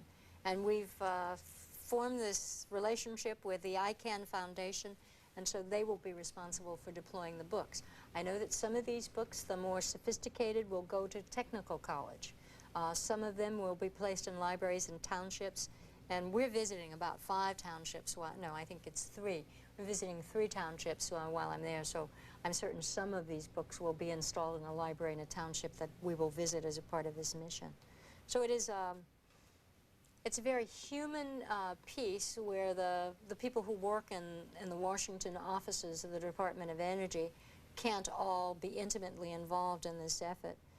But from our youngsters in our daycare center to employees throughout the Department of Energy, we're all a part of this trip. How will the books be transported there? That's the better part of the story. The mission is going on its own plane because we have lots of work to do in preparation for meetings with our counterparts in South Africa. So on this plane and in the hold of this plane, we will not only have luggage belonging to the delegation members from the business community, but we'll carry these books, so we'll actually be bringing this as we land in Cape Town. And what is the overall purpose of the trip? Well, the trip meets the requirement articulated by President Nelson Mandela when he was here in the United States last fall. In conversations with President Bill Clinton and in subsequent conversations with me, he indicated that the government of South Africa, the unified government of South Africa, has a very stretching goal to electrify some 2.5 million homes by the year 2000, which is in just 5 years. And the need in South Africa, therefore, is for policy development to help a nation which is newly gone to free market, to develop the kinds of laws and the policy structure to invite the investment that will deploy this energy needed. There's also a requirement to develop natural gas and other fossil energy, again requiring the financial support of the international banking community. So we will be working on those issues. In addition, I will inaugurate the run of the solar factory that is now established in South Africa with its black South African partner, which is another goal of the President, to ensure that as business opportunities are expanded in South Africa, that the majority population, the black population, which has not been a principal player, have an opportunity to play. So we've got a factory up and running now for 3 weeks that's producing about 500 megawatts of solar power, and I will take photovoltaic cells from that manufacturing plant, which is employing over 200 people in high-quality jobs, and walk it directly to a township where street lights will be lit, into a school where the school will be lit so that the adults in that township can use that facility, and finally into a clinic. That's an example of a need that can be met. U.S. firms will also be on this trip, some of them signing business deals. I'm doing a side trip to Mozambique, where U.S. firm Enron will be signing a deal with a private sector company in Mozambique to bring natural gas into South Africa, which is very much needed. We'll also be focusing on the use of other renewable energy and energy efficiency, as the large industries in South Africa use far more energy than they should, and with energy efficiency or demand-side management, this excess capacity now existing in South Africa and that's created from saving more energy can be sold in other South African countries, bringing hard currency back into South Africa so that they may continue to develop their economy. So it's a very ambitious set of goals, but the important thing is that they have been directly assigned to me by my president and directly assigned to me through him by President Mandela as we seek this partnership. How long will the trip last? The trip will last for 7 full days. The important piece of this, and we have to make this point, is that in creating jobs and opportunity in South Africa, if we're deploying U.S. energy technology through U.S. venture capital partnerships in the United States, we're also creating jobs. So for each $1 billion worth of deals made in South Africa, that equates to 20,000 high-paying jobs in the United States. So there's a benefit to the United States as well. Hazel O'Leary, you've been in your position for a few years now. What do you most enjoy about your job? Well, I've been in the position for about 2 years and 7 months and some days. What I enjoy about the job is the seemingly conflicting missions, science and technology, which relates to energy, which relates to national security. I should mention here that I'll be also meeting with my colleagues at the Atomic Energy Commission in South Africa as well. But South Africa and the United States has a strong relationship on issues involving non-proliferation and nuclear testing, where they've carried the banner for leadership and signing an extension of the non-proliferation treaty. So that's a part of my portfolio. I enjoy that. What I enjoy is the opportunity to affect into the 21st century lives in the United States through our mission in science and technology, energy, environmental cleanup, and national defense.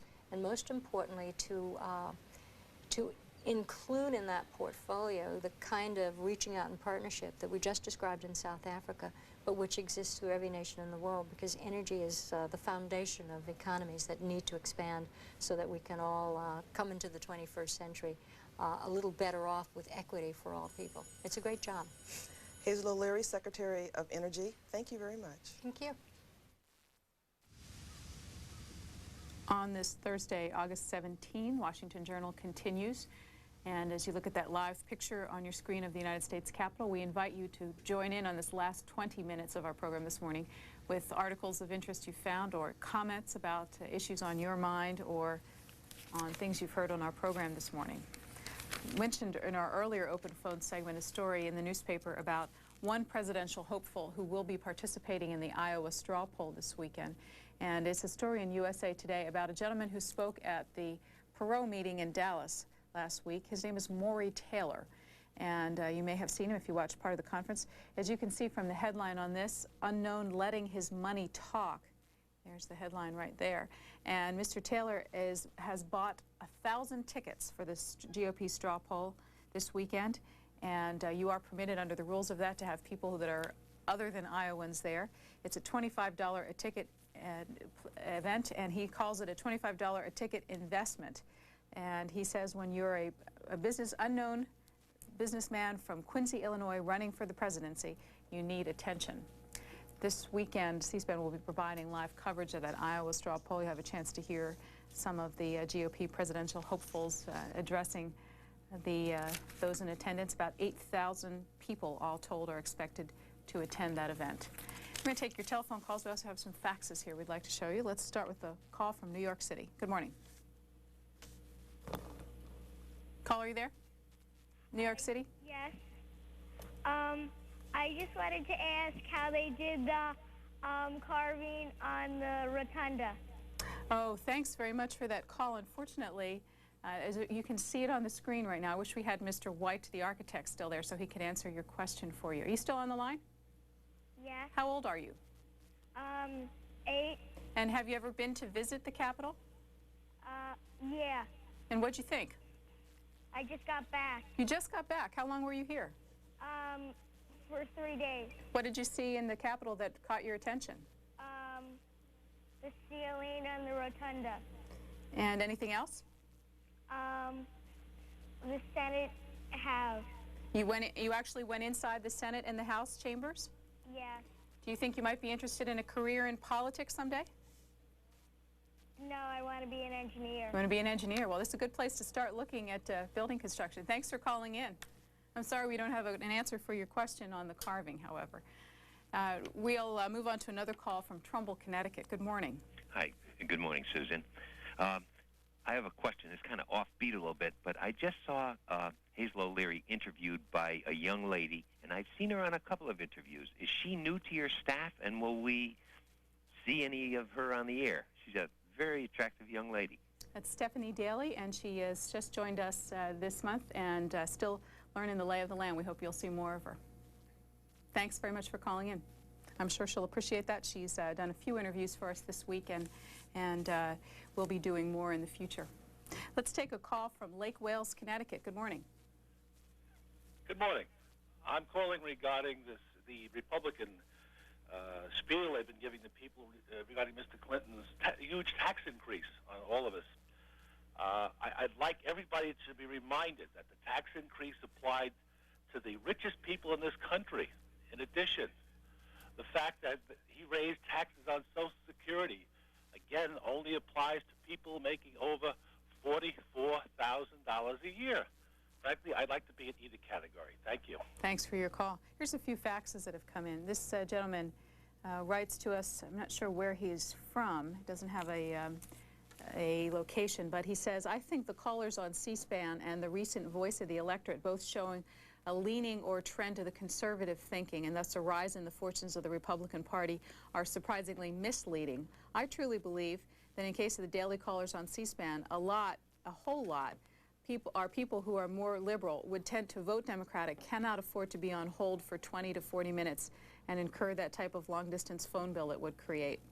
And number two, I know that the mass of the electorate aren't Republicans in their voting preferences. The problem for Democrats is to get these people out to vote. The nation has hundreds of millions of people, and the political junkies who follow C-SPAN are not representative of middle America. I certainly hope you're not on hold for 20 to 40 minutes when you call in. We do try to get those calls on as soon as we can. Also, you suggest that the audience is larger than those calling in, and I think you're right on that. Our studies have shown over time that only about 3% of the people who watch the network actually place calls to the call-in program. So those who watch might be different than those you actually hear from and their voices on the air. Next is Groton, Connecticut. Good morning. Good morning. I got a question. I don't know if, because I caught the interview with the White House architect the Capitol architect kind of late, but I was curious, did they ever find the time capsule that they originally believed was in the cornerstone of the Capitol building? I don't remember. I remember the story being out, but I don't remember if they found it. I'm sorry, this is 2 calls now. I wish Mr. White were still with us.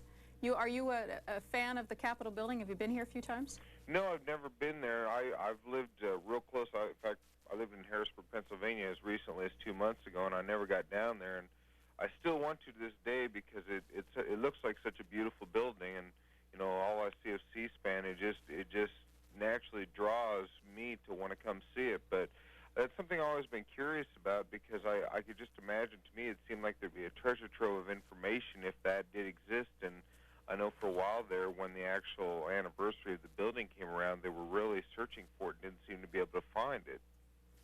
Well, thanks.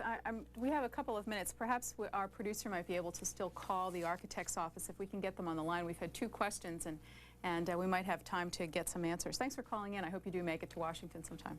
Next is Washington, D.C. You're on the air. Morning. Morning. How are you? Fine, thank you.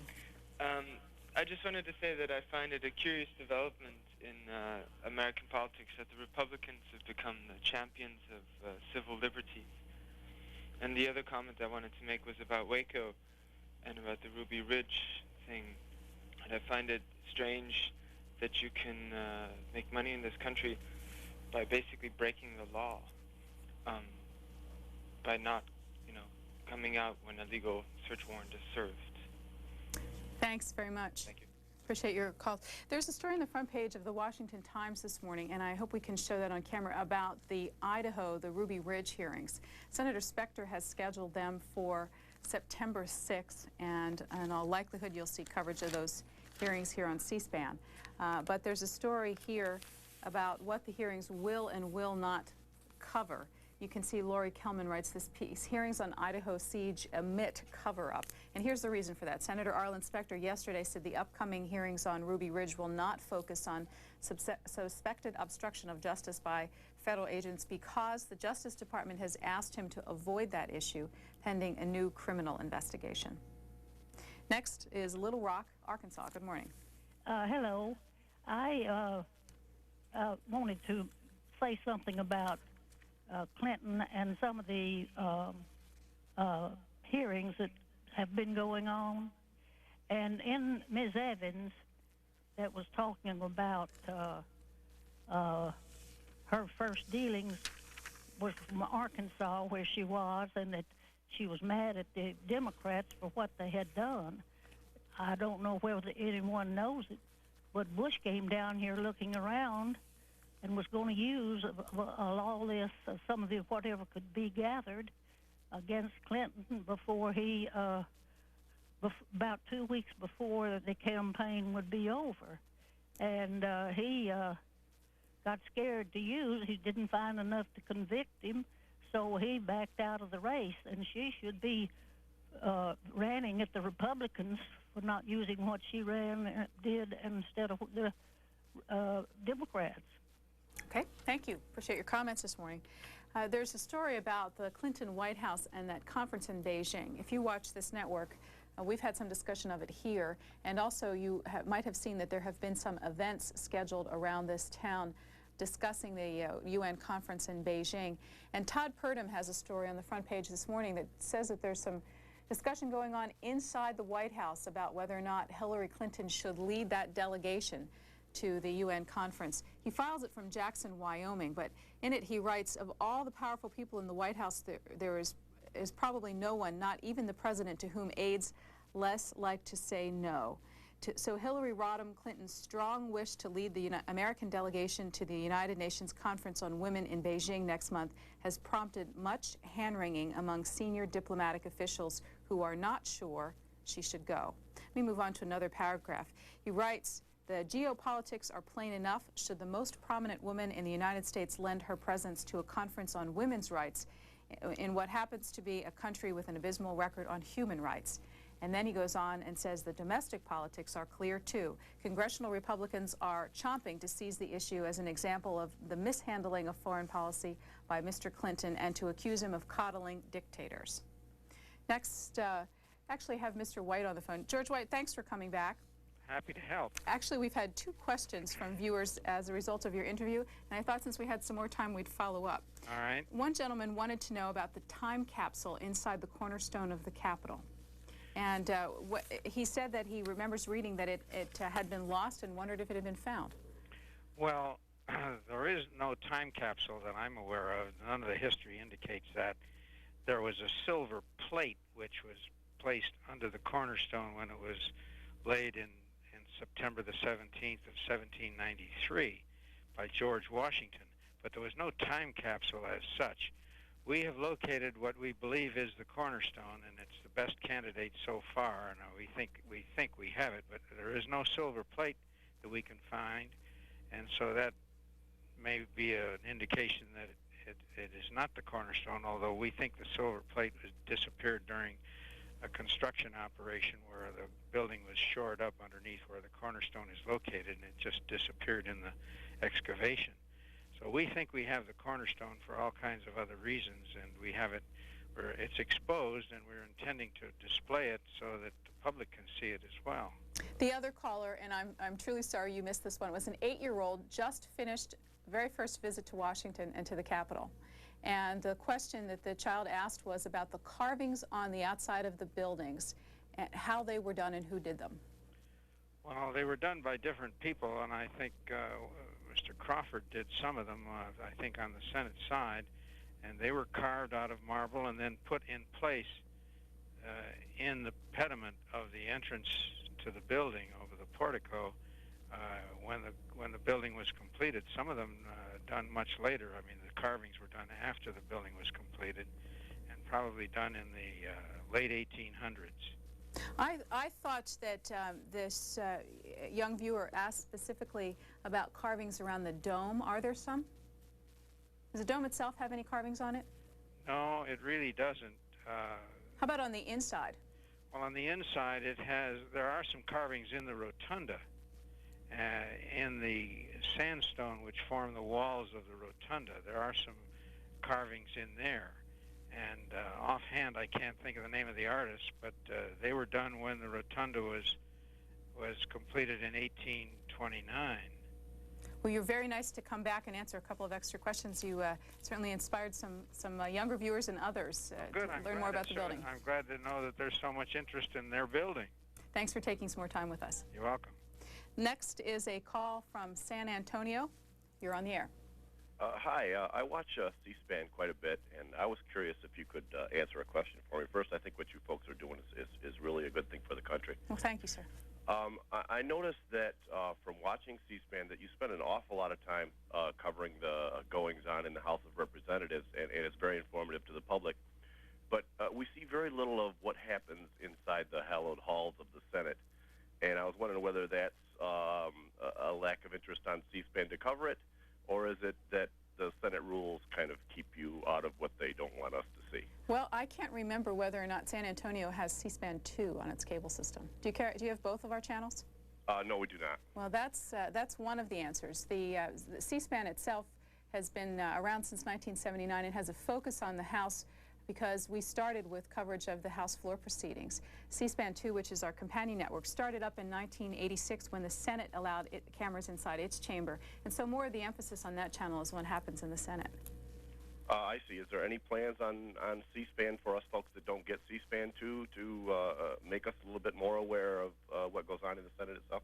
We do some, but certainly one of the incentives for us is to have two different products to offer you so you can watch both of our channels. So we do a little bit of coverage of the Senate on C-SPAN, but also want to keep the differences between them so people will have access to both. Yeah, well, I appreciate your time. Okay, thanks very much. And for those, there are about 42 million homes around the country that have C-SPAN 2. More cable systems added as space becomes available on their channels. So if that is of interest to you, first best stop is to call the cable operator and tell him or her that you're interested in C-SPAN 2 coverage. Next is a telephone call from Pennsylvania, and is it Shahola, Pennsylvania? Yes, this is Shahola, Pennsylvania. Good morning, sir. What's on your mind? Good morning. Now, I just see where Bill Bradley is retiring from the Senate. And the speech he made yesterday, I have to give him a lot of credit because I was a New Jersey resident when Bill Bradley went in the Senate 16 years ago. He went in there then as an honest politician to do what he had to do for the people of New Jersey.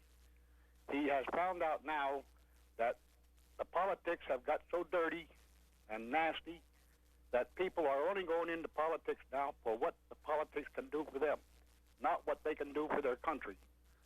And I give Bill Bradley a lot of credit. There's some speculation that Mr. Bradley might be interested in a run for the presidency. Would he make a good presidential candidate in your mind? He would make one of the best since FDR or Truman. Okay, sir, thanks for calling in. You're welcome. There's a different point of view from a viewer who sent us a fax. No town, again, identified the viewer's name, Michael Gordon, who writes, when Bill Bradley said that politics is broken, he was really saying that the Democratic Party is broken and liberalism is broken. It's broken because the people are sick of the same old liberal class welfare and tax and spend policies. This viewer goes on to write, Bill Bradley is the typical goo-gooist Democrat. He claims to have been nonpartisan, but in reality he has been the typical liberal. His flip-flopping on such issues as contra-aid proves his lame attempts to be called a centrist. Senator Bradley, by the way, is going to be having a press conference today, and he will be answering reporters' questions about his announcement yesterday, and we will have that coverage of that later on in our network. Phoenix, Arizona, good morning. Yes, I would like to thank you for accepting my call.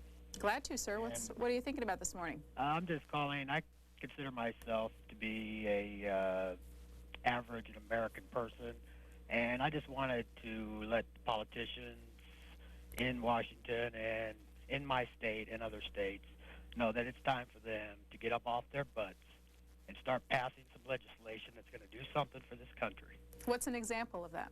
Well, as far as cutting the welfare to people who need it, instead of taking a pay cut themselves, every time they turn around, they take a pay raise for themselves, sneak it in whenever they can, besides other things. And it's about time for them to start doing what they were sent there to do or get out. Okay, thanks for your call. In contrast to the facts I just read, here's a viewer in Orlando who writes to us, the Republican revolution is just plain revolting. They are taking us back to the 19th century and giving us corporate socialism. President Clinton has kept more campaign promises than any other president in recent history. That is a fact. He has taken on insurance companies, the drug companies, gun lobby, affirmative action. He has gone against the tide of his own party with NAFTA and GATT. Next call is from San Francisco. Good morning. Yes, I should like to point out a small sense of history. From 1970 to the present day, 20 years have seen Republican presidents. That is coincidentally just about the time that wages started falling and stagnating. Republicans are good for business. Democrats are good for people.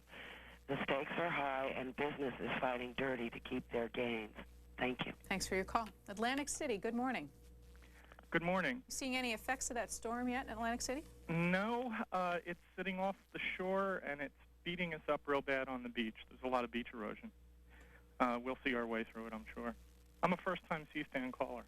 I've never gotten through before. It's Bill Bradley that's really lit my fire today, and the whole question that I have is it really good for the country as a whole to have people, well, he was accused of quitting by somebody on the air yesterday, but I don't see it as quitting, but by announcing that he's not going to be involved in running again for the Senate now, doesn't that weaken his position in the future to be able to back somebody like him so that we can rely on the future somebody being reelected to that post in the Senate here in New Jersey that's going to go back and keep doing the same things that he tried to do? I can understand his frustration about politics as they are, but we need somebody like him. I don't know now if we don't. It just seems that he's weakened his position. I don't know if you saw our newspaper roundtable program. We had a guest, Christopher Hitchens, who said, "Who can name what it is that Senator Bradley has done?" People seem to like him because of you know, his image, his role as a basketball player. How would you respond to that? What can you name that he's done that you've liked? I can't put my finger on that. That's a really good question. He's not a dynamic. He's not a dynamic. He's a static. He's a static presence. Static in a good sense, not in a bad sense. He's a presence. And where is it that politics is going when a presence like his can't in some way influence who will take that post in the future? I'm even wondering whether or not C-SPAN should do something on what the handing over of the torch was like in Senate politics years ago as being a very bad time. But in Senate politics, what was it really like? Was there a continuity? Of course, there were things that were politically wrong with the country 100 years ago, and we don't want to go back to that per se. But in terms of the strength of the Senate and the ability of the people that are in there now to be able to hand over to the same degree of responsibility people who will take it on in the future, and I think that's what Senator Bradley's complaining about with his frustration of politics. Well, thanks. I might tell you that your interest in history, we've gotten increasingly interested in history as well here. In fact, we've added a position in our editorial group, full-time American history producer. So expect to see more from us in the months ahead about some looks back on the American historic experience and some of the events that have happened over this time which have shaped the current debate. That's it for our program this morning. I want to thank you for being with us. We'll close with our view of the U.S. Capitol, where we've been all morning, and invite you once again to write to us if you have a comment about anything you've seen this morning. Thanks for being here.